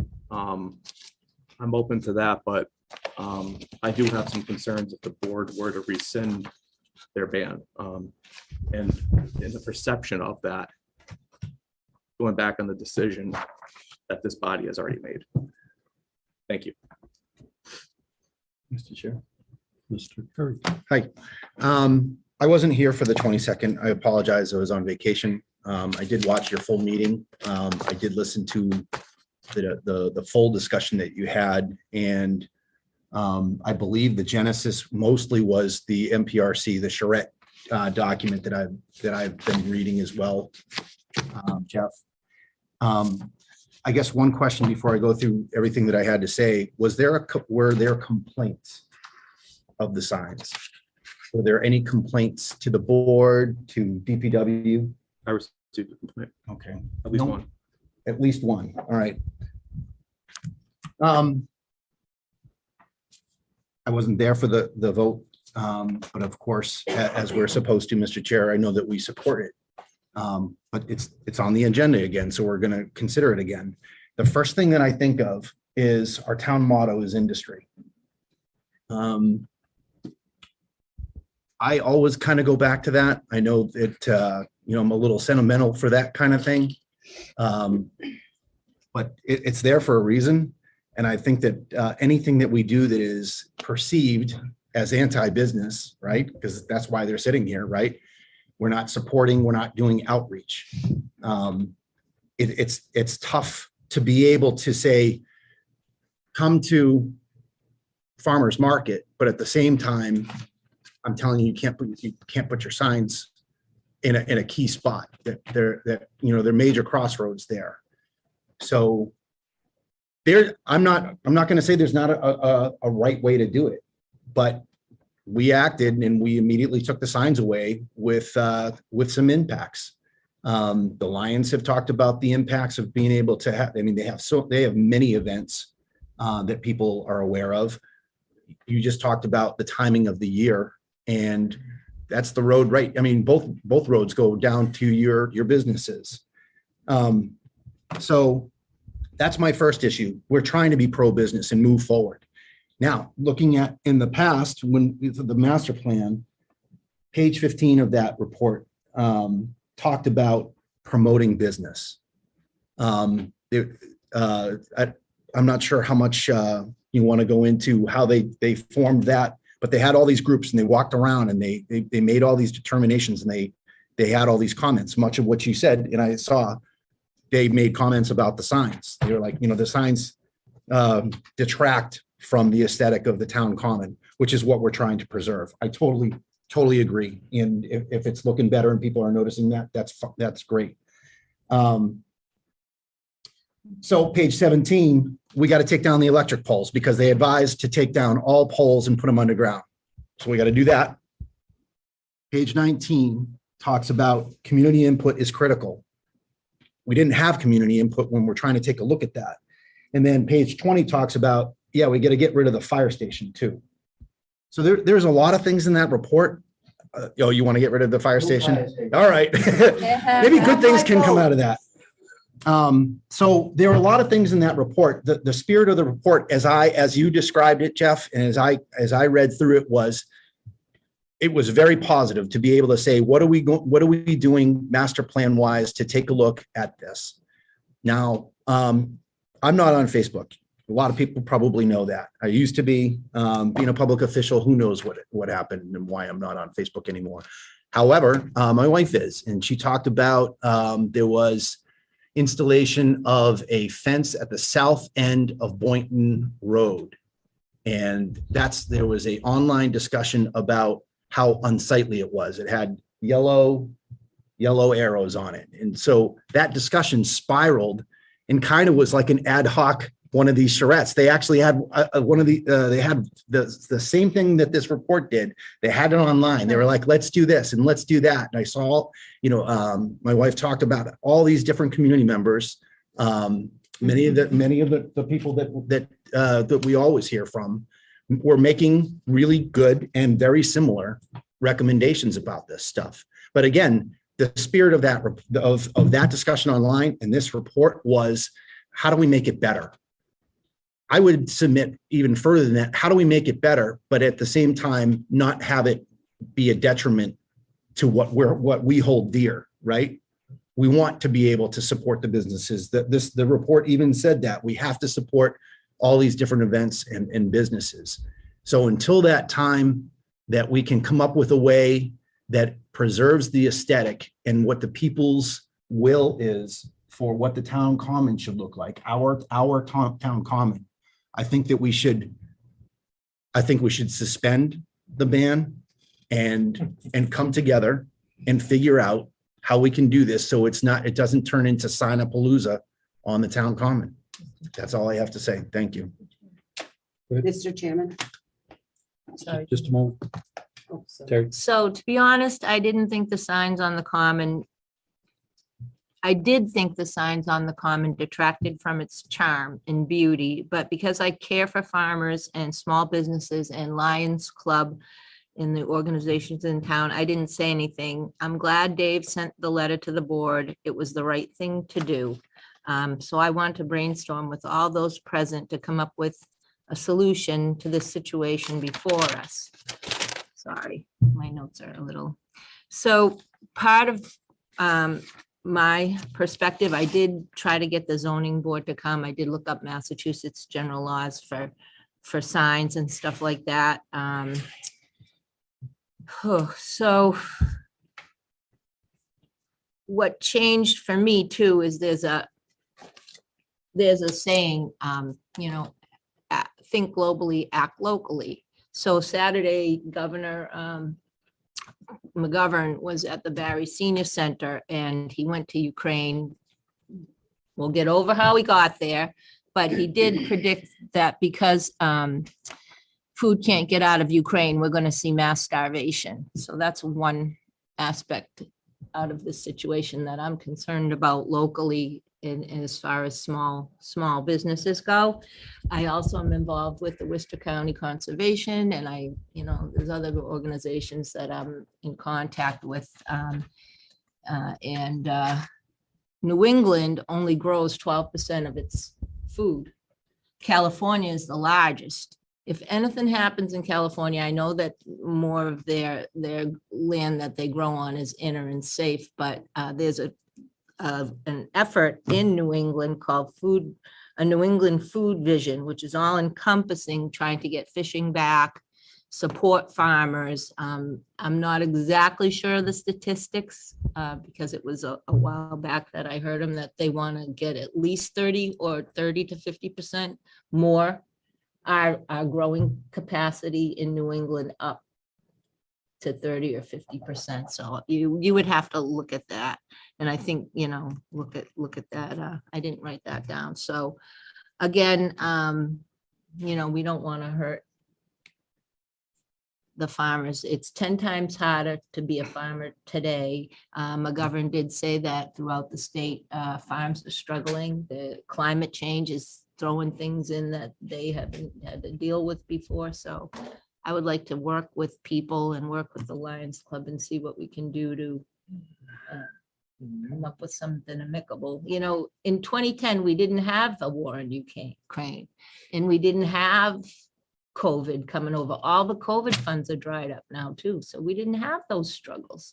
And sometimes you have to pivot in life, and I think it takes a leader to say, I made a mistake and I'm sorry. Sorry to say. Thank you for that. Ms. Richard, you had a comment? I just wanted to make sure that I went on record to say that I strongly support Mike's comments on this concern, and unfortunately, I was unavailable as well at the last select board meeting. But I will say, in receiving some phone calls, receiving some emails and concerns in regards to the decision that was made, and I absolutely support this board 100%, and I will support after they made a decision on that evening that I was unavailable. I will say that I travel that every day from my place of employment. In the last couple of years, I have seen it's gotten, in my opinion, and I only think of it because I go way back like 9 years ago or something, when I ran for a board seat, I wasn't allowed to advertise me anywhere on town property. And I kind of understood the reasoning behind it. I was okay with the small signs up until a couple of years ago, I have to say, and people may or may not agree with it. It started to just explode on Templeton Common. It was getting so congested, in my opinion. But then when this came about, I thought, but it really wasn't that bad. Like, I didn't think it was too bad, but it can get a little bit crazy. We do have to watch the fact that there are poles there that is, town property, that is historical. I agree with Jeff. We have to be respectful of that and not overcrowd our small common, I guess is what I'm trying to say. But I completely support Mike in the fact that, again, industry, small town business, that's what we're all about here in town. I definitely support that as well. And of course, everyone that lives here knows what the Lions Club does. You can advertise it anywhere you want, but everybody already knows it word of mouth. I mean, for so many years. So that also is challenging. And I've been involved with nonprofit. Totally support your concerns in regard to all of that.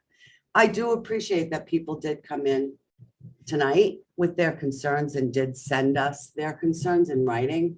That's really appreciated from some of us on the board that are continuously trying to say to people, if you have a concern, it takes a 10-minute phone call and you land on a piece of paper, and you have every right as a citizen of this town to sit here.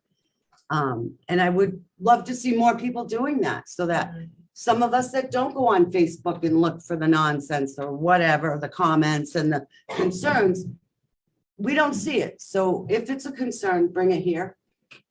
That's why we're here. That's why we got voted into our seat. That's why we want to be here. So in the future, just a reminder to any town resident, if you have a concern, we're never going to say no. We're going to put you on an agenda. Come on in. We want to hear from you. But once again, I support the temporary lifting of this decision that was made, because I totally support the town. I just don't want to see it get a little too crazy over there, because it's a beautiful common, and when you put way too much, you're going to lose the purpose of why we're trying to support local business and local nonprofit. That's all I have to say. Mr. Leclerc had a comment toward, Just go there. you're right. Yeah. Just speak up. The mics will get it. The camera's gonna snap to you off the owl anyway. The lock on the was mine. $250 signs, kids are stealing them at night. I had to put something to stop it, because I was losing money more than you think. Jake Lyman I have a credit line with Lyman Signs over the amount of signs I had to purchase.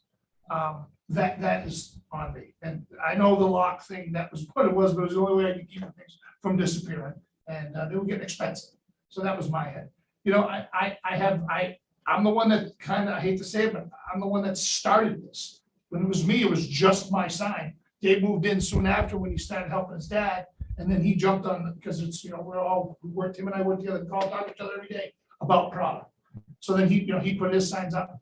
I have one sign, Dave has a couple signs, but I mean, I see what happens. I know what you're saying. You know, yard sale signs don't get picked up. They get put down, they never get picked up. You know, things like that. And then it starts getting messy, respectful. I can see that. And I used to pick stuff up, but it's not my stuff. I don't want to get yelled at. So would never do that. I think he has an idea about the possibility of, you know, maybe, you know, an approved sign by you guys on a post that we could put on. Hubbardston has an example.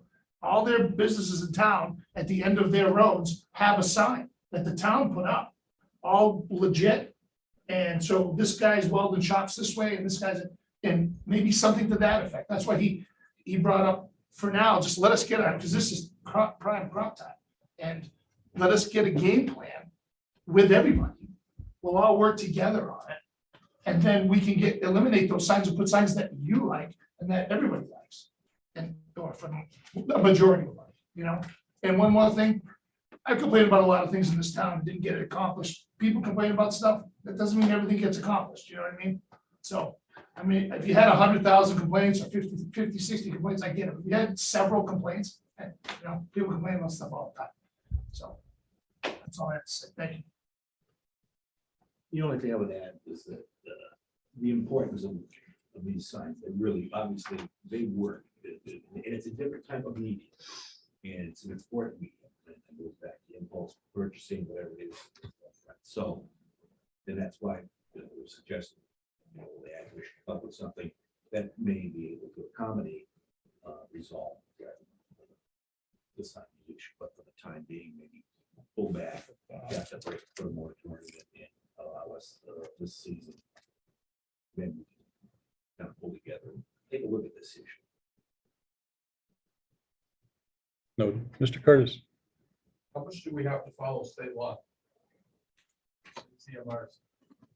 Seems like a trick question. Yeah, it's a very- State roads here. Now you're talking Route 101, 2A. 2A. I mean, every precinct that we have has state roads going right through it. One of the things in the state CMR says that you can't have any signs posted within 300 feet of a park. Now, that's a park, center of town. Every precinct has a park. It's got a monument. It's a monument park. Our parks and cemeteries maintain them. Why are we allowing signs? Mr. Chair. And does the state have control? Because if they do, 700 CMR 3 covers control and restriction of billboard signs and other advertising devices. You have to pay for permits to have them up. I did look up that and I read that, and that's why I wanted the zoning board to try to come, because I'm, you know, not an expert. But part of what I read in regard to that was it depends on the size of the sign. Mhm. And towns do have a say in the, you know, after a certain, if they're small signs, towns have more of a The say than, state is supposed to be notified first. yeah, Mass And then DOT, The state will notify the town and see if they have any issues. Mass DOT. There's still a permitting process. Thank you for that. Adam, you have a comment? Well, it appears some folks may want to rescind this. Maybe. But I want to say, I'm just saying, it didn't happen yet. but our office has notified Mass DOT because there are signs going up on state ways as well, on state, and letting them know that the town has taken actions. And if they find anything on state property, they want to take it down, that they could bring it over to the highway garage as well. Because obviously there have been a couple signs that have been taken down by the highway garage. So you got to take that into consideration too. If you do decide to rescind your vote this evening, I will have to notify Mass DOT that the board has changed their mind and they're going to allow the signs to go back up. Then I'm going to reverse my decision to Mass DOT to allow for signs up on state highways as well. Or that's up to the state. I have no say. But when the board made a decision to ban them on town property, being of the common, then I notified those other areas. So I just want you take that all into consideration when you're doing this, because it's going to require follow-up. And then what are we going to do with the signs that were already taken down? We're going to put them back up on the common? I mean, you made the decision to ban them. I'll follow your lead, but we have to think about what we're going to do after if we were to rescind it moving forward. That's all I have on it. Question for Adam. Hang- Can I ask a question? Ask Adam a question. Quickly. Adam, are you saying, oh God, sorry. Dang it, I'm sorry. saying, what do you want me to do? No. Saying the PR is gonna be untestable. I don't know why it's in my mind. So you're saying that we probably should go the route of Mass DOT. If we don't rescind it, do the right thing by finding out what the true regs are before we do anything further. It might hurt them temporarily, but it would put our town in a position that we can get it done right. I'm saying, if the board were to vote to rescind, I would need instruction on what we're gonna do with the actions we've already taken. And I would want that within the decision. You mentioned something about lawyers or something that it would. Well, legal was already all the way through this, and if you want me to call town council to get involved again, I'll be more than happy to do so, but Well, what did they say? I'm not asking you to jump into that because we paid them a lot of money. Yeah. My comment. You've got to be kidding me. I mean, this discussion is about, you went through the report. You said this helps a greater vision for the comment, right? Prior to that, you had one complaint. There wasn't anyone from DOT coming to mow down signs or anything. If we're going to move forward, what we're saying as a board, Adam, is that there were some unintended consequences, whether Julie and I, who weren't there, or Terry, it sounds like you had second thoughts. You apologized to one of the people in the audience. We're not trying to comply with law. That's not what I heard in the June 22nd meeting. We were trying to clean up the common from the riffraff, power washing, yard sales, all this stuff. To take away or amend, you did the right thing. You issued the ban. Your DPW director swiftly moved about and carried out the order of the select board. No one is saying, shame on you, town. From the board's perspective, there hasn't been enough discussion. Clearly, there's legal implications and state implications. But in the meantime, we're putting it on the backs of the businesses. And my point is, if we're trying to support I even went back to look at our mission statement, really not a whole lot in there about it, but we do say that we want to support the community. There's our community. They're right there. They're sitting right there. They're concerned. The people that have yard sales or anything, they're not coming in and saying, hey, you took down my sign or whatever. We're not talking about that. We're talking about a higher level to say, how do we support the town? And by a town ban on signs on the common, We've had some unintended consequences. I don't think that we need to burn the bridge or otherwise, but I think that we moved too far too fast. If the board still supports that, that's great. I think what we're trying to do is have the discussion. We have the open forum to talk about it, say, what can we do to compromise, to have both, to be in compliance with a report that said, your master plan said, this is a town common, you're in New England, it should look this way. I get that. A 216-page report, there's a lot of great stuff in there. I intend to read all the way through it.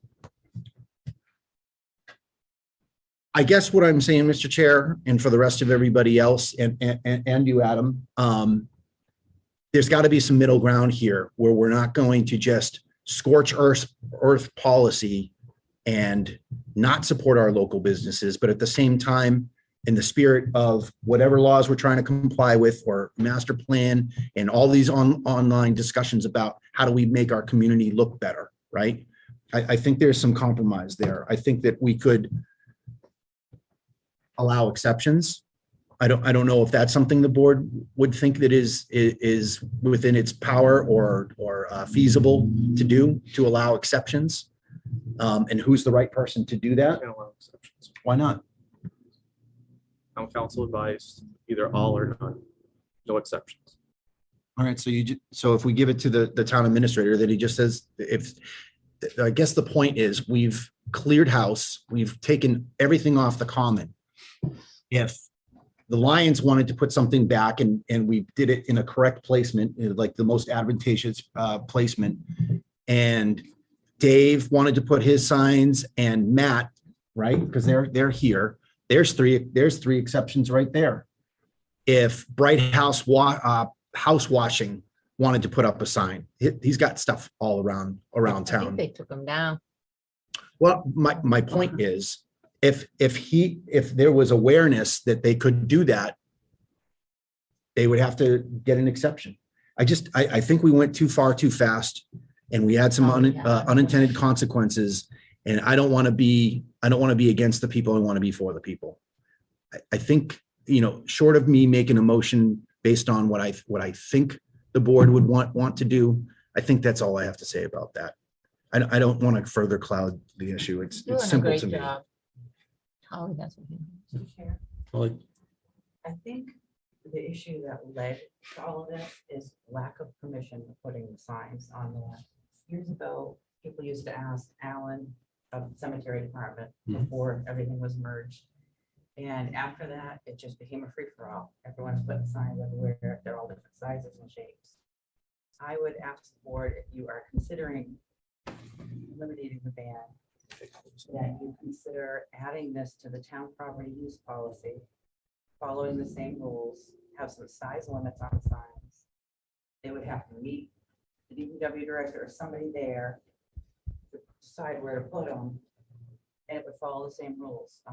Town sponsor would be free. Impose a fee for businesses. Small fee. I mean, I'm all for business, but this better be some kind of guidance, not just throw a sign here and there. I think that's why we landed here in the first place. understood. Justice, quickly. Just to sort of underpin what legal had said, and when we had asked legal about this, the next week there was a United States Supreme Court decision on something very similar to this. It was, I can't remember what it was, but it was a Christian organization versus the city of Boston. The city of Boston lost. And it has put a scope on the Equal Protection Clause with regards to what you can't put and what you can't put, and how you sort of distribute that. So I would just be very careful and advise that that is part of the reasoning why legal had given that town council had. Even though that decision hadn't come down yet, the Equal Protection Clause has been in the Constitution for a while. So I would just remind the board of that, that it is in the underpinning of this discussion. Thank you for that. I had said that I would hold my comments to the end, and I'm going to bring them up now. For those who watched, and we can pull the tapes back at another time and watch, one of the comments I brought up, and I had gone a couple weeks previously up through the back roads of Athol, Warwick, on my way up into Richmond, New Hampshire. They actually post signs in the communities post no signs, $1,000 fine. It's like, ouch. I don't want to see us go down that road, but some communities take it exceptionally serious. As we started into this, and when it came up for our topic of discussion, I can't say it any plainer. The town common was getting cluttered. It's not so much our town organizations that were cluttering it. As we said, the power washing pops up. There were 2 or 3 different car detailings, Athol, Phillipston, some others. I watch when the Mass Highways is out taking care at the exits right now. There's some car wash signs up there, car detailing signs. They actually get off their mower, remove them, mow, and I figure, cool, they're gone. Oh no, the guy gets out and he gets off his mower again and puts them back. Now those little push in the ground on the wire stand signs, they're about $28 a pop. Same as when we get them when we're running for a public office. So yes, there is an expense involved. Matt, I can appreciate that. Those sandwich boards are not free. Yeah. So what was interesting, because I've been watching and driving around for a week before our last meeting, and I've been driving around paying attention. And it was funny because after the town center common was cleaned up, all the other ones cleaned up as well. The 3 exceptions that I'm aware of, right down here at the 5 corners, we have the sign for the event coming up at the Fish and Game for the concert. There's another one of the car detailings has popped back up. It was like, and over in Baldwinville Center, there's a rather large sign for Army recruiting. And I don't know if anybody approached the town for permission to do that. I'm not against the Army recruiting, but again, things are showing up and there's no permission. On my drive in here tonight, coming down the Berry Road, Matt, you probably noticed it as well. The sign for Van Pool recruiting drivers and somebody's yard sale in Phillipston. And I'm like, that's right on the corner of the intersection. So now we're back to the CMR. And it's like, I know we're well within 300 feet of that road surface. And it's, where do we draw the line and where do we make this amicable to everybody? I don't have the full answer. But with the guidance we were given, the all or none, no exceptions, it was kind of it was a difficult task, but sometimes the difficult tasks and decisions are not the easiest ones to make. And it was no ill will, no intent toward any of the businesses. You know, I've got a neighboring property has a small business and he popped a sign up on the corner of my property. And I sat there and went, really? Sorry. It's like, really? It's like, ooh, and just let it go. But yeah, Yeah, so that's the thing. We let it go and then because we care, but you know, when it comes right down to it, you can't have chaos. no. Life is there, you know, life is chaos in a way, but you do need some structure, especially when you have a town as beautiful as Templeton and the aesthetic is, you know, a country charm New England town. So, you know, I'd like to rescind, but I'd also like to figure out something that's going to enhance our community and our businesses in the long run, whether it's to have, you know, include a policy so people have some parameters, because healthy boundaries are healthy. You have to have boundaries so people understand things, and that's healthy. And, you know, Mass Dot has boundaries with the you know, with the thing I shared with Mr. Curtis, and I just want to do it right. And I don't think we can afford to take away from these people. So like you, I'm not exactly sure what the solution is going to be, but I would like to be a part of the solution because I do care. And, you know, I don't mind meeting with people. My other thought on this topic, and Mr. Bennett brought it up, we have the abandoned bulletin board on the town common.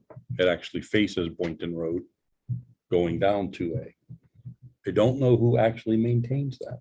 And there's one little piece of paper. I did not pull over to read it because it's rather small. But that would be one possibility.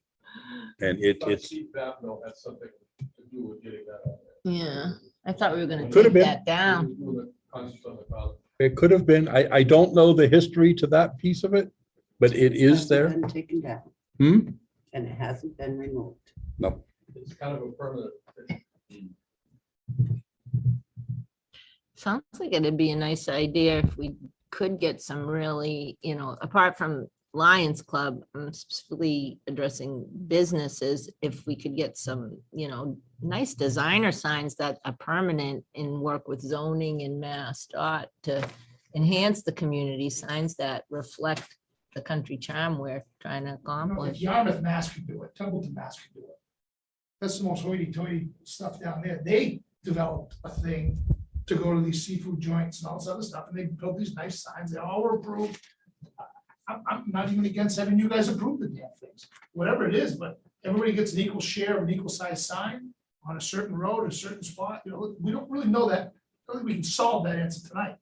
But we gotta get, this weather's kicking us, and we got problems, and we've been I not hear selling you. products is not over, so that, this is why he brought that up, maybe having a subcommittee, couple of you, couple of ag people, some just people that. Mr. Chairman, just to Mr. comment real quick on subcommittee. Let's find the people that are gonna sit in the room, because you're gonna find a couple. It's very difficult to form a committee. It's very difficult in this town to keep a committee going. It's very difficult to pull people in and keep a committee going. If you see our website, we are constantly saying, we're 2 short here, we're 5 short here, we're 3 short there. A committee sounds wonderful. I'm not sure we should go to that route like real quickly, only because I feel like it's gonna be very difficult even to form the committee currently, would be my opinion on the committee. Even if it was temporary. at one- Unfortunately, it's really difficult. It's challenging to get your committee and then get your meeting and get your stuff going and then bring it in front of the board, all the steps. By the time that comes out, your blueberries are gone, whatever, that's my That's- concern. Like, and I agree with the Hubbardston. Like, I'm like thinking in my head, I could take a ride tonight and take a picture of Hubbardston. I could present it to this board as a citizen of Templeton. And they'd love what it looks Yes. like. Yes. And it's gonna fit what Templeton's all about. Decor. And you know what? It might work. I mean, it could be that quick of a fix after tonight is what I'm saying. Like, I think ideas keep Okay. flying through, so that's awesome. But for now, do we do an action tonight? Do we not do an action tonight? I'm not so sure. Mr. Chair, could I Um, please ask one? but- Mr. Pease, how much time is at hand? If you were to put your signs back, or Mr. Leclerc, from what time would you need?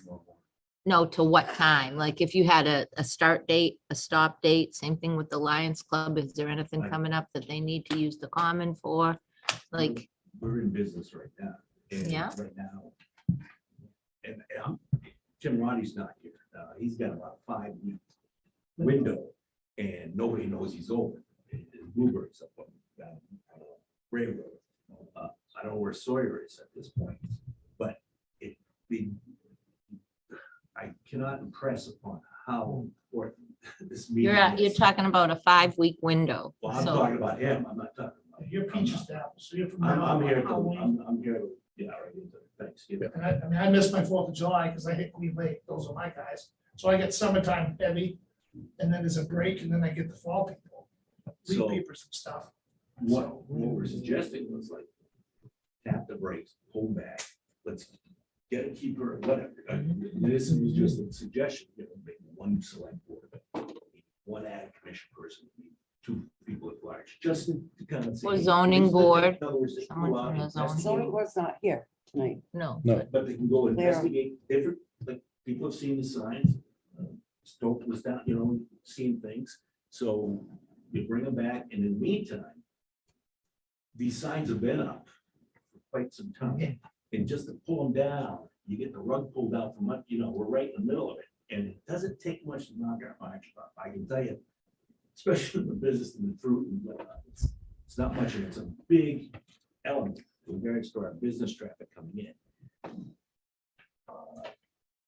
Go back to the impulse buying. I'll just give you this as an example. I went over to Staples before 4th of July weekend. get some pruning done for the orchard. Talked to my wife Amy, said, hey, maybe I'll stop down there and get some burgers, get some burgers. I go over to Staples, next you know, I'm on the way back, I'm in my driveway. I totally, that, believe it or not, that info, that sign, if I saw the Valley View sign, wait, burgers. You see what I'm saying? So that's the impact that these elements have. Now, as far as trying to figure out a way to go to some aesthetically pleasing setup, well, there's gonna be some thought brought into this thing to go along with the background. But in the meantime, the time is now, the essence of it, and that's why we're here, because Does the Lions Club have anything coming up? In the fall. So we're pretty much clear for the summer. September would be when we would want to have. So my, But we're not relying on product. to reiterate my point, if we could get a start time and a stop sign time, rather than leave them up year round, if we could say, okay, for now, if we rescind, you can put them up tomorrow, but take them down at a certain time, so that we're making a little bit of a compromise while we try to work out the long range plan. Mr. Chair. Good. All right. I don't think we should rescind tonight. I don't want to send Adam into a depression and, He's already there. but this is what I would say. There is a section of the town common that is not the town common. As a compromise right now, until we can get our stuff together, right? Because we'll do that, or at least I would hope that we would look at legal, everything else to basically say what is the right way forward. Maybe it's a town use thing. Maybe we charge $1. I don't know, and we're not going to figure it out tonight. But there's a section of the town common right in front of the fire department. Okay, John Brooks, I believe, is one of the only people. I think there's a couple people that are on the trust for that plot of land. We had talked, I think it was about a year ago, through Luann's office about getting like a memorandum of agreement to basically, because sometimes the town uses it, and someone in the community said, hey, you know, that's not yours, but that's not town property, and you could have the conversation and to say, could we put a sign there? Could we have permission from the trust to be able to put a sign there until we can get a better policy that isn't going to be destructive to our industry? Does that sound better? Try. I sat on 2A looking at, he talked about all these places that. I know. People, yeah, well, I'll tell you. I know, It's not. The common owns all that hot spots. I know. It's like he said, it's an impulse thing. You're not gonna look up at the Yeah. Couline's farm on the right-hand side across the street. Nobody looks up there. They look at, hopefully looking at the road, but. Dave, do you, I've seen your signs on the highway. Do you get any crap for that? Oh, yeah. Ugh. We're going to figure this out, but I think for the interim, Mr. Chair, I don't want to kill something that the board did on the 22nd, especially when we got all these conflicting things. I'd rather not support you three that way. Do you know what I mean? Does that make sense, Julie? Makes sense. to me. I MGL understand also where you're mentions going. banners. No. We've been down that road in my tenure in this seat. Please don't talk banners tonight. Let's just get through the signage. I was gonna put sheep. Just an opinion. On it, Valley View Farm. But I strongly hope. You still graze animals, it's still a law on that, unless you can find something in that book says I can't. I'm gonna still graze my sheep with an arrow right there, it says Valley View Farm, I'm gonna graze around. That's awesome. I love it. There's still the grazing lot for the town. Oh, There is. But to get back to your point. hope they don't put chemicals up there. Those are key location points. I know. And without that, I'm trying to thread the needle. I know, no, I understand. We appreciate your time. Yeah. But that's why we go back. Temporary moratorium, get busy on now. Obviously, this is an issue. We found out some unintended consequences. We saw some damage to the plants, sustainability of our places. So, take a deep breath, go back. Let's come up with it and maybe, get us through this season and maybe nothing. Maybe the signs get pulled. We can't get a aesthetically pleasing sign that maybe something similar to Yarmouth or Belgian Town, for example, or whatever. But I think we need to take some time to take a look and investigate where we can play into this a little bit, get some input back or whatever.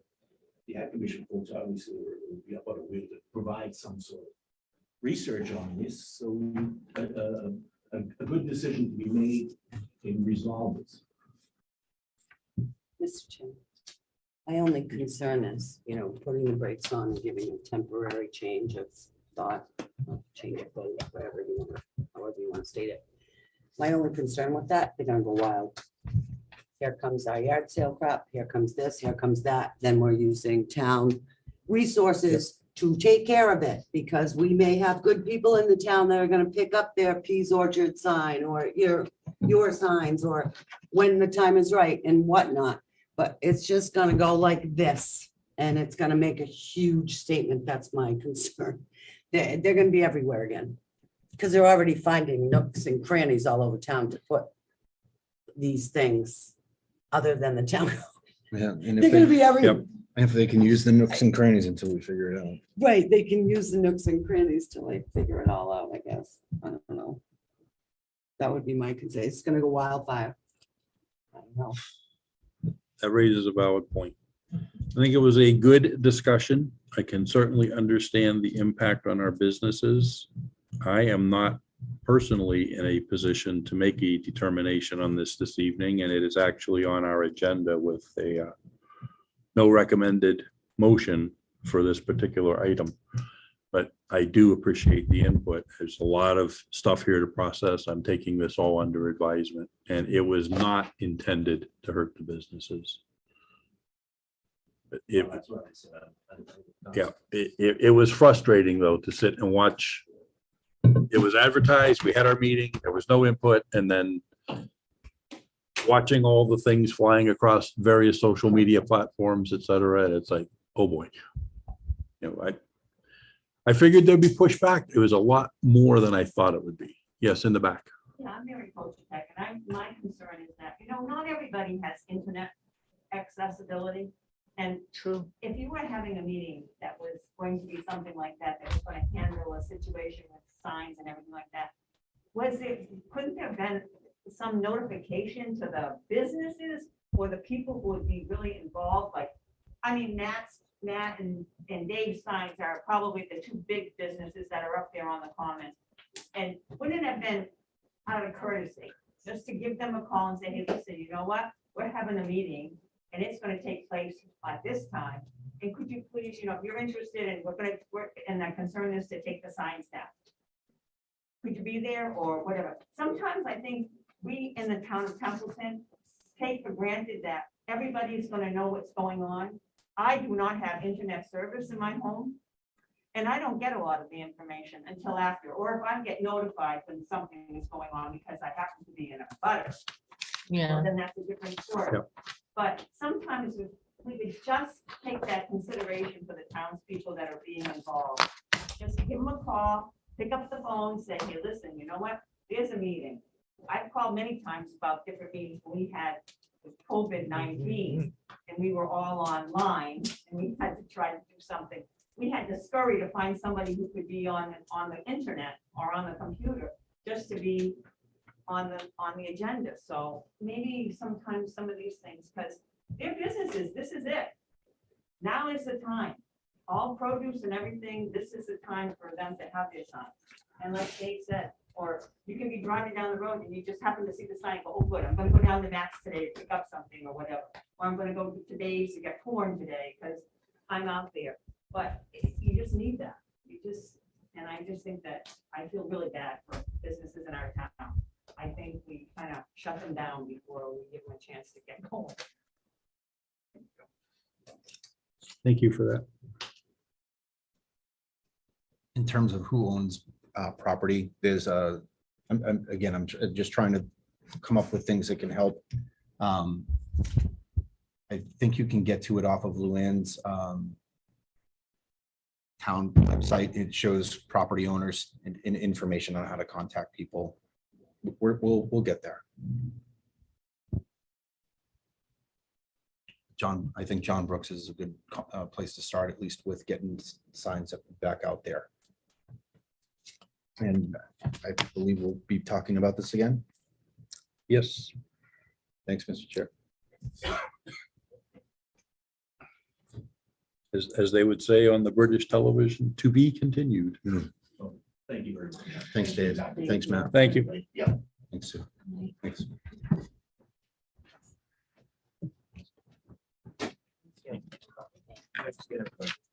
Thanks, Dave.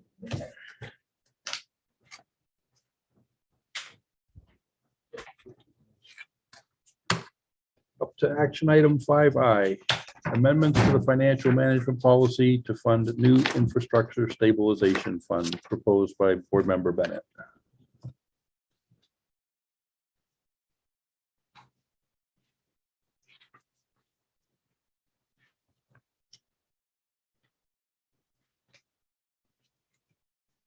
He's digging through his paperwork. over there.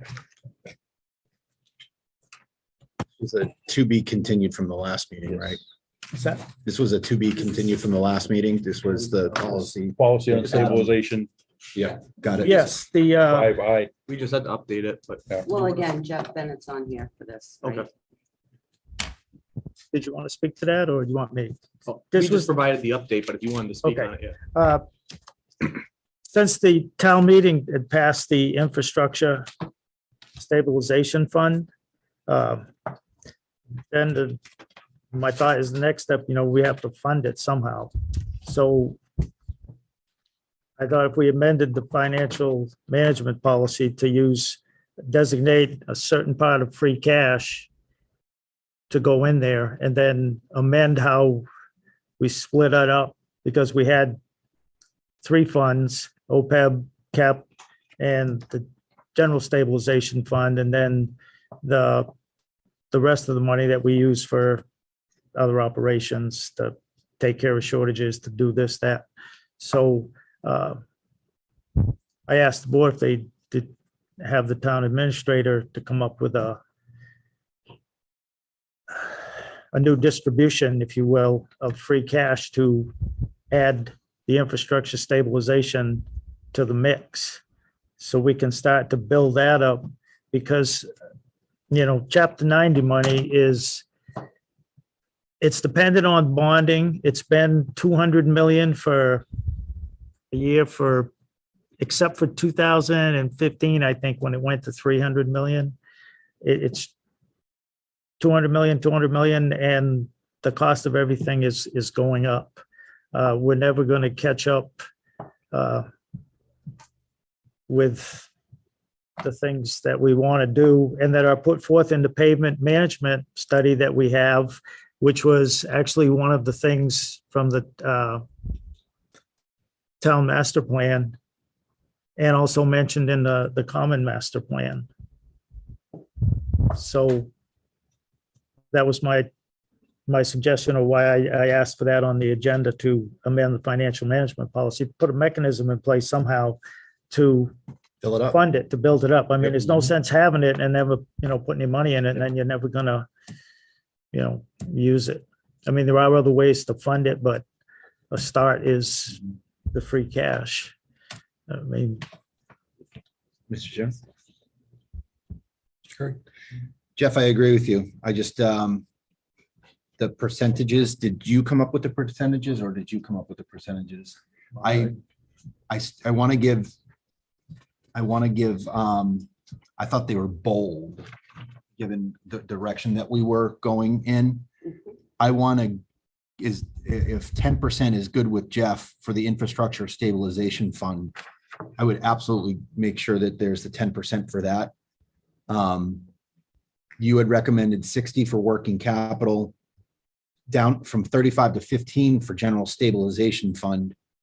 And then 10% for capital. I don't think there wasn't a change there. 10% for infrastructure stabilization fund, and then 5 to OPEB.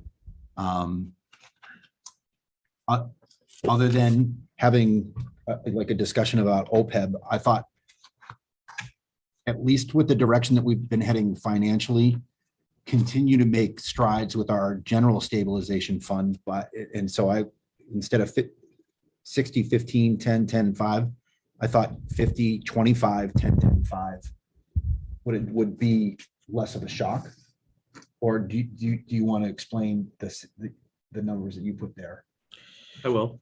Okay, The reason why you see such a reduction from 35% to 15% on your general stabilization fund is because you already met your target within your policy. We have over $1.3 million in our general stabilization fund, where I think this policy at the time when it was drafted was when we really didn't have much of anything. I agree. So I felt comfortable adjusting that to 15%. And remember last fiscal year or so, our capital folks are complaining of the capital program being too small. So that's why you see the increase to 60%, where we could focus on making the adjustments to our capital or other town needs. That's why you'll see 35%. But remember, he really didn't have much of a general stabilization fund until Mr. Terenzini was here. And that continued on when I took over as the town administrator. So I felt very comfortable because let's say if you get $1 million of certified free cash, you're still going to be depositing $150,000 into your general stabilization fund, and you have over $1.3 million already sitting there. So we'll be at roughly $1.5 million.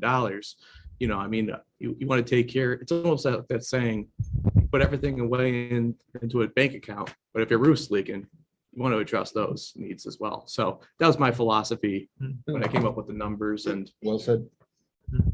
My only concern with the 60% is it seems like we're becoming more and more dependent on free cash to supplement the budget.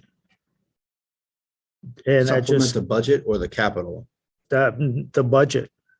If you look, I mean, I understand. No, I we understand. are using capital, but we are also supplementing the budget.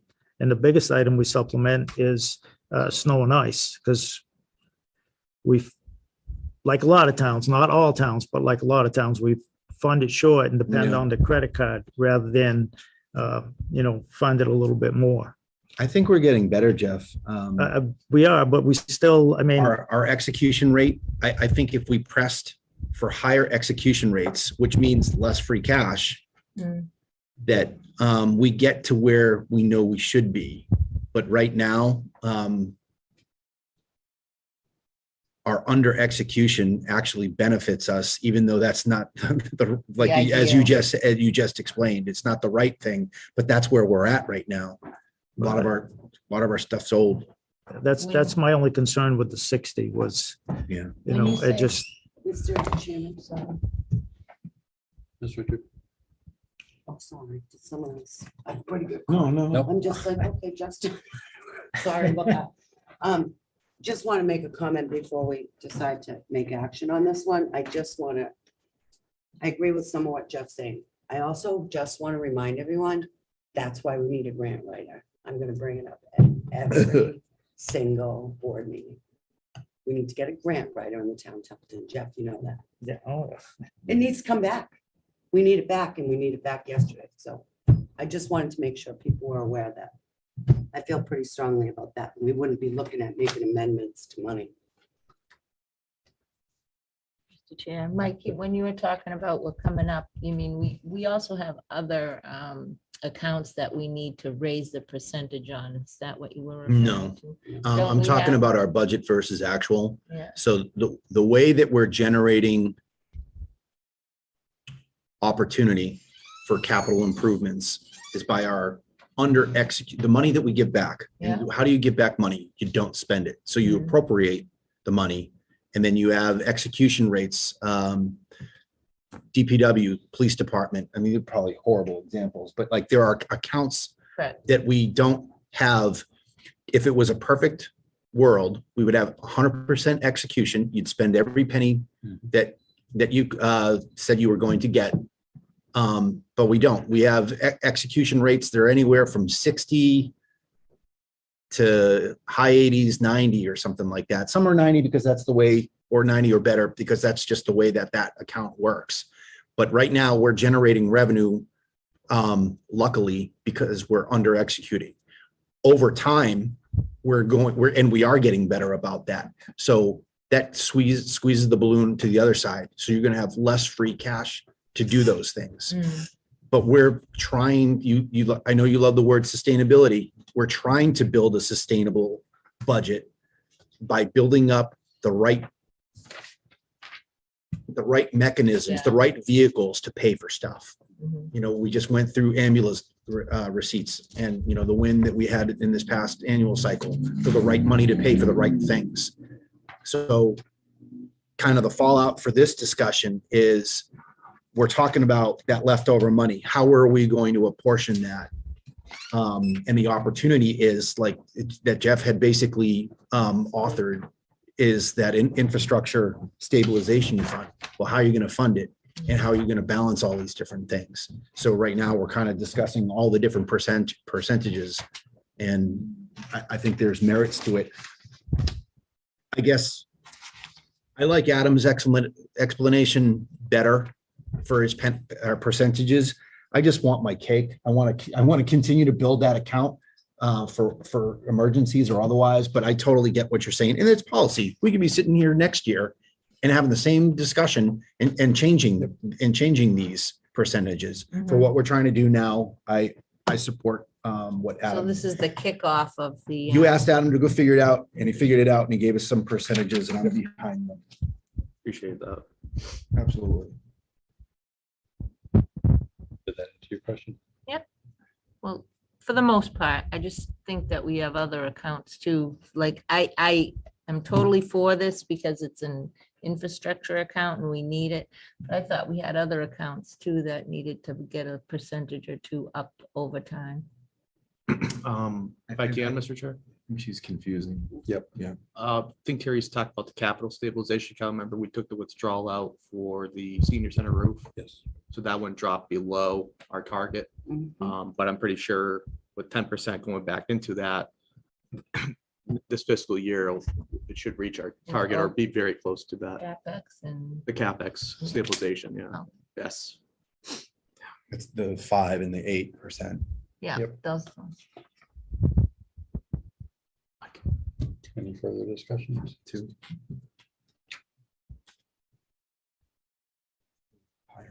Nope.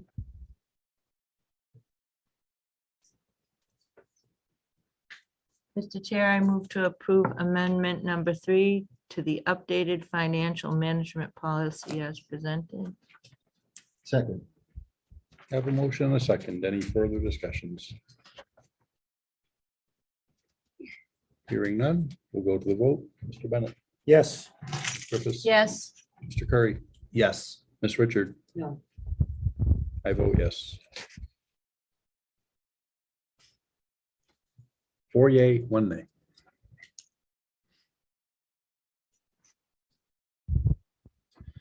Brings us up to action item 5J, donation of services for installation of the scoreboard at Gilmore Way from Woodford Electric. Yay. Finally, wasn't that thing sitting Mr. there? Chairman, Ms. Richard, I move to accept the donation to the town of all labor and materials in the estimated amount of $5,669.92 from Woodford Electric for their portion of the work to install the scoreboard at Gilman Way. Second.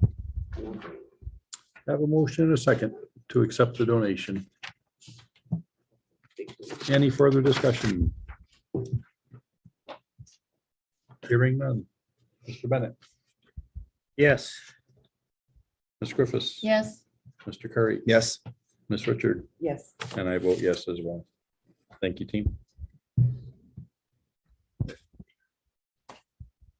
Brings us up to old business.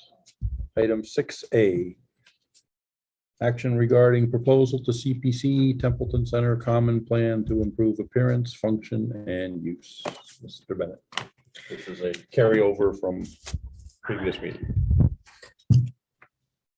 Yes, I would just add, I would let the administrator, because we voted to have him come up with some ideas or approach CPC.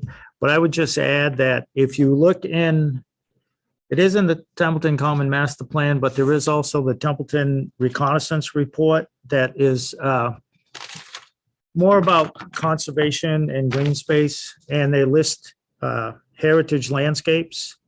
and Pease Orchard and Valley View. Valley View Farm is in there. So with regarding the signs, if you wanted to put in like a permanent old black with like gold lettering, something, the old style sign, like, Valley View Farm that way or Pease Orchard this way.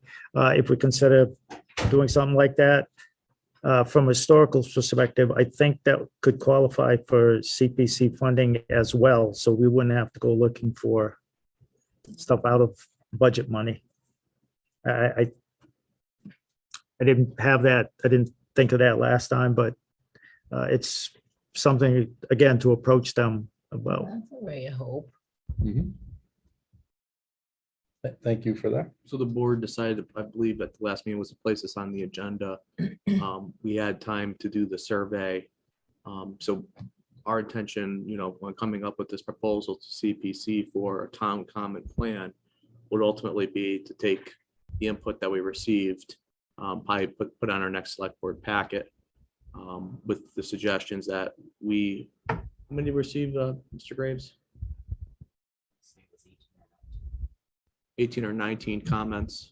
We'll have it in the next packet. Is that survey time expired? It is. Or is it still? Yes. Interesting comments there. I think the jailbirds group got a little out of control. Oh, geez. Templeton, that Facebook group, jailbirds or Mm. training or What you're talking something. That's my theory. I don't know for sure. Okay.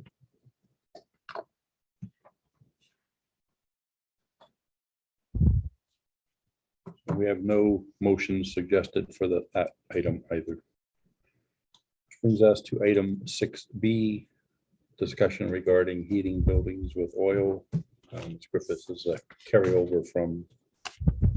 I just want to say thank you to Adam for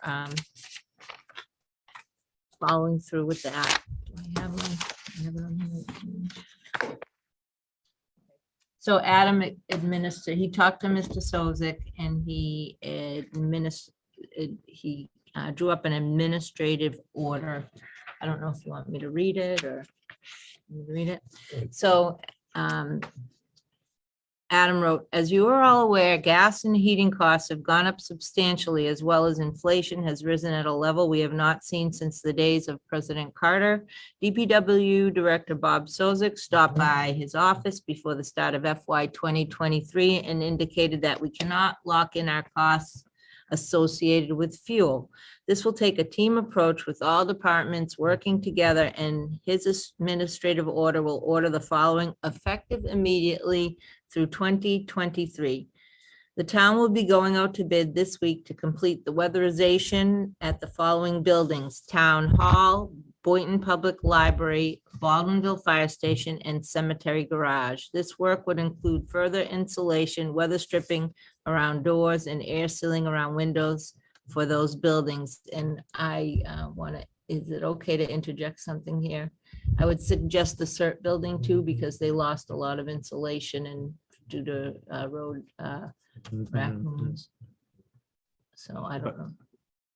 They have to be approved by green communities, so that's another plan for. Another day. When can we put that on the agenda?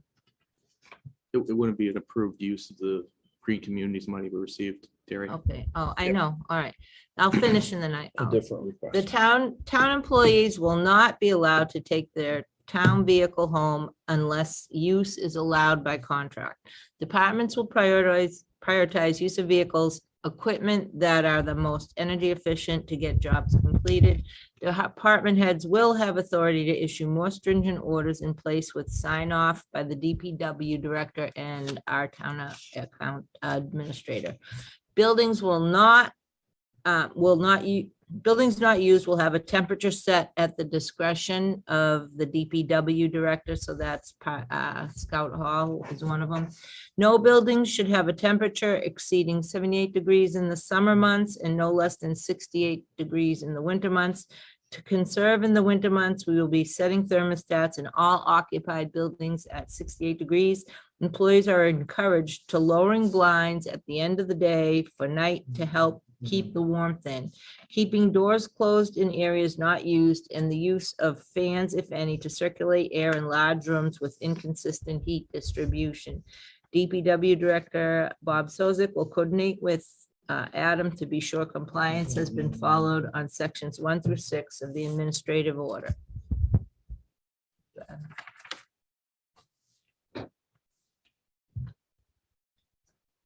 What? So Terry, if we can, I believe the board took action at their meeting to winterize the Scout Hall building. Right, I DP said, I mentioned that. Go ahead. Yeah, the DPW director spoke with me about that decision, and he thinks it's better to have him set at his discretion to put it on a That's what I low. said when it was at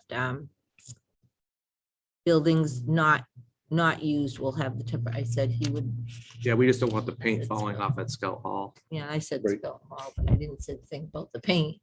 But So we just need to understand that that will be at his discretion, yes. because we don't want to take step forward and 2 steps back. So can we put the CERT building on another agenda to just discuss how to help over there? The Scout, that building, we have to, I'm waiting for the architects. We have a CPC approved money for a whole plan to be drawn out for that CERT building. But in the meantime, no insulation. I could work with Bob to see what he could do on that building.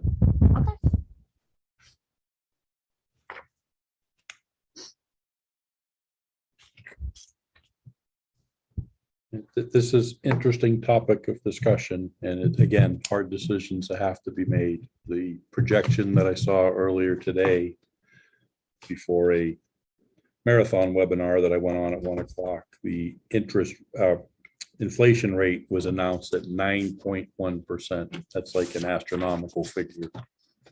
And it's only going to go up from there. So it's like, how do you plan for that? And the answer is we don't. We're forced to be reactionary, so we've got to be frugal in how we do things. Hmm. Trying to find in my notes. We're not alone because one of the question about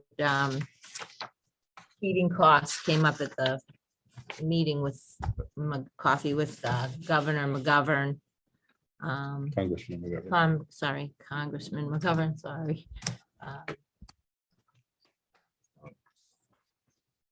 He's just thinking that more fuel assistance. He said the state's in a good position with money right now. It's just a matter of deciding, do we need to change our priorities, given the circumstances? The state level. That was one of the things he said. If I can find it all. Anything else to add? Okay, again, no action on that item. More of a discussion and just bringing it back.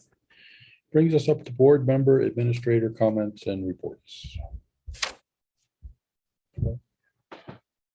Today I attended a Montechusett Joint Transportation Committee meeting. A couple things that concerns us that came out of that is there's a transportation, or it's not actually transportation, but it is a tip list. And it will be discussed at the MPO meeting next week. They're doing some work, upgrades on the MART maintenance station in Gardner, which is where a lot of the MART buses that come through here ride out of. More importantly, there will be an Adam, you should get this, and if you don't, if I get it as the rep, I will forward it to you. There's an email of the survey. MRPC and MJTC, they're all kind of interconnected, but there's some grant programs that are coming out. They're federal grants. Some of them are matching grants, and you can't use any federal money to match it. But the survey would be if Templeton would put together a plan and apply, or would the town think of going jointly with 1, 2, 3, 4 communities, or all 22 of them? as it was talked about.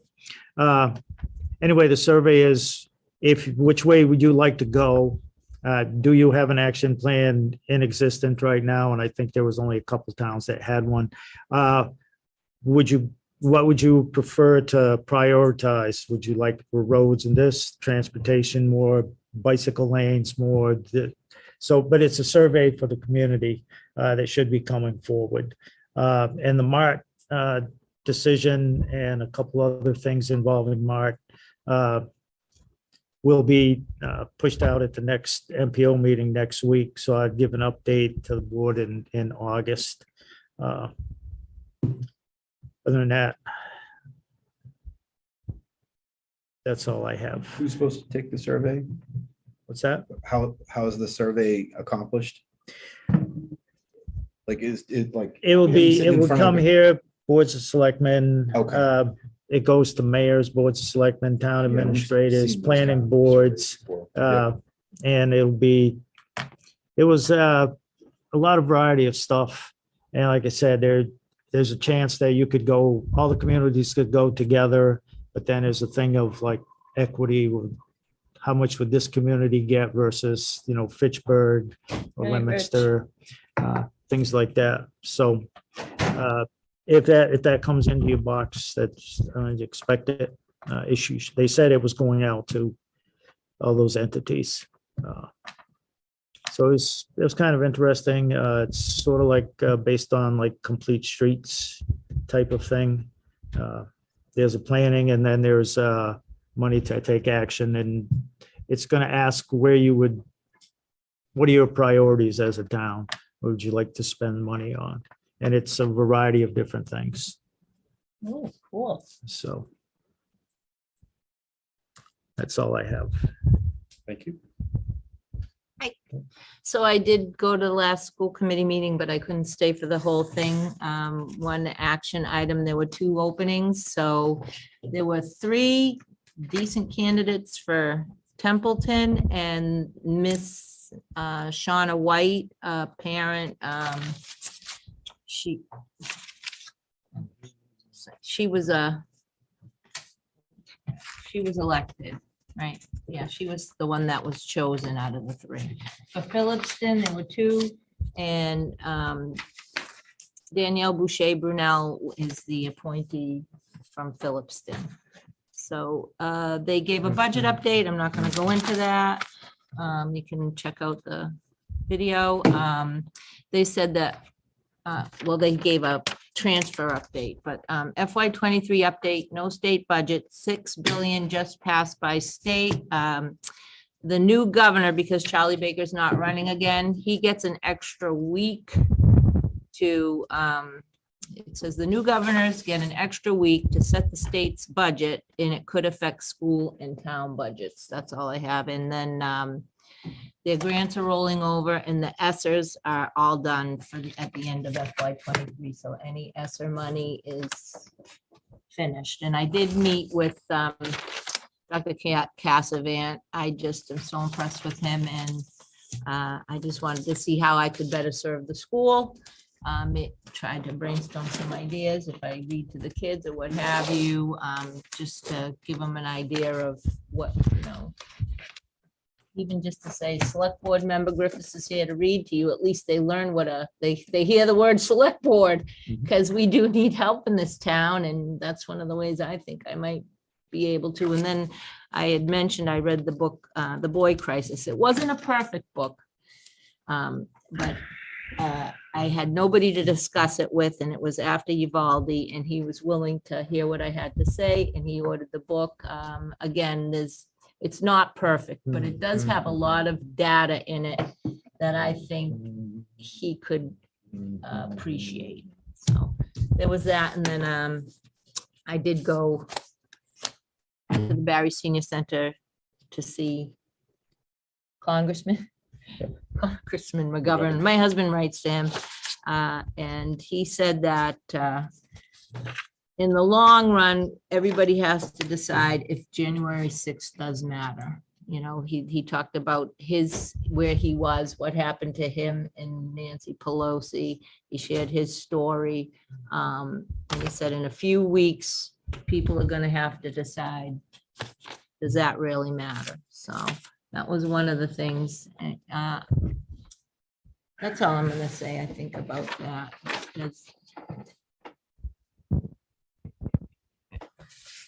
Yeah, that's all I'm gonna say about that. I just was really invigorated. I appreciated the Barry Senior Center for hosting. We had people from Hubbardston there, and I'm very grateful. And tomorrow, we're gonna meet with Beth Lambert of the Ecological Commission and look at some dams in town and get her perspective in Depot Pond Dam. It'll be one of them as a courtesy. And there's two others. Mr. Curtis is gonna come as well.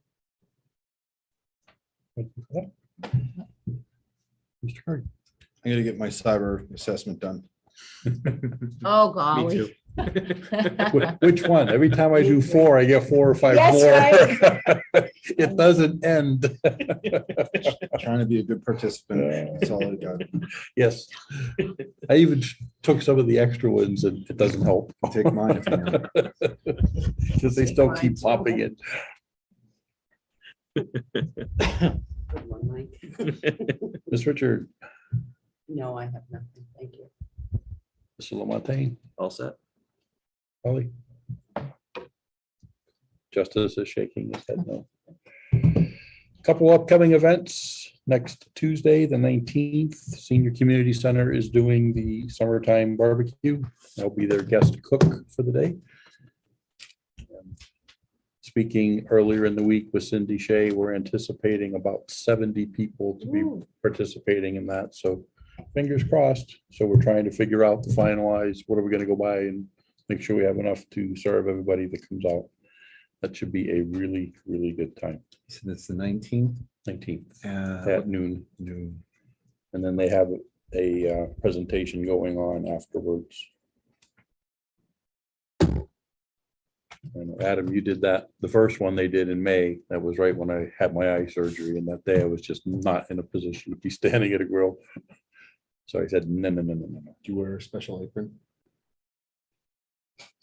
Mine was at a wine class on it. Aha, Cool. Very impressive. Presentation. I like it. Our next meeting is the 10th. 10th of of August. August. The year is trucking right on by us. I just want to say that Kaylin and Hannah got the answer to the question that I asked last meeting. I'm reading this book, Thinking Fast and Slow by Daniel Kahneman, and it's psychologists and economists studying behavioral economics in regard to forecasting, and they're coming up with the theory. So Daniel Kahneman won a Nobel Prize, and the person he wrote the book with, one of his best friends, passed away. He would have got the Nobel Prize for this book as well. So I just want to give a shout out to Hannah and Kaylin. The question, if Mike and Julie, did you hear the I question? did on. I Did you watched the whole figure it meeting. out? I did not. I didn't attempt it. So I'm going through the book a couple times, and little did I know that my daughter had read that book, bought it for all her siblings, and I'm reading it, and then I mentioned it to my son, and he's like, Mom, I got the hard copy, I'm reading it too. I'll go back and look. Thanks. I can give you, I know the question by heart, it's simple. I'm It just good. I shows will- you, I will. it kind I of will proves a look it up. point where you've Good. got this thinking part of your brain, and you've got a serious part of your brain, the intuition and the feeling part. I'll send you a text and let you know if the family got it. Okay. All right. There we go. Okay, so the next meeting has been announced. Any seconds? August 10th. Hearing no seconds, I will entertain the motion to adjourn. Motion to adjourn. Second, I almost said amen. Have a motion and multiple seconds. Any discussion? Mr. Bennett, We'll work on it. Ms. Griffiths. Yes. Mr. Curry, Yes. Ms. Richard, Yes. and I vote yes as well. Thanks, Meeting guys. adjourned at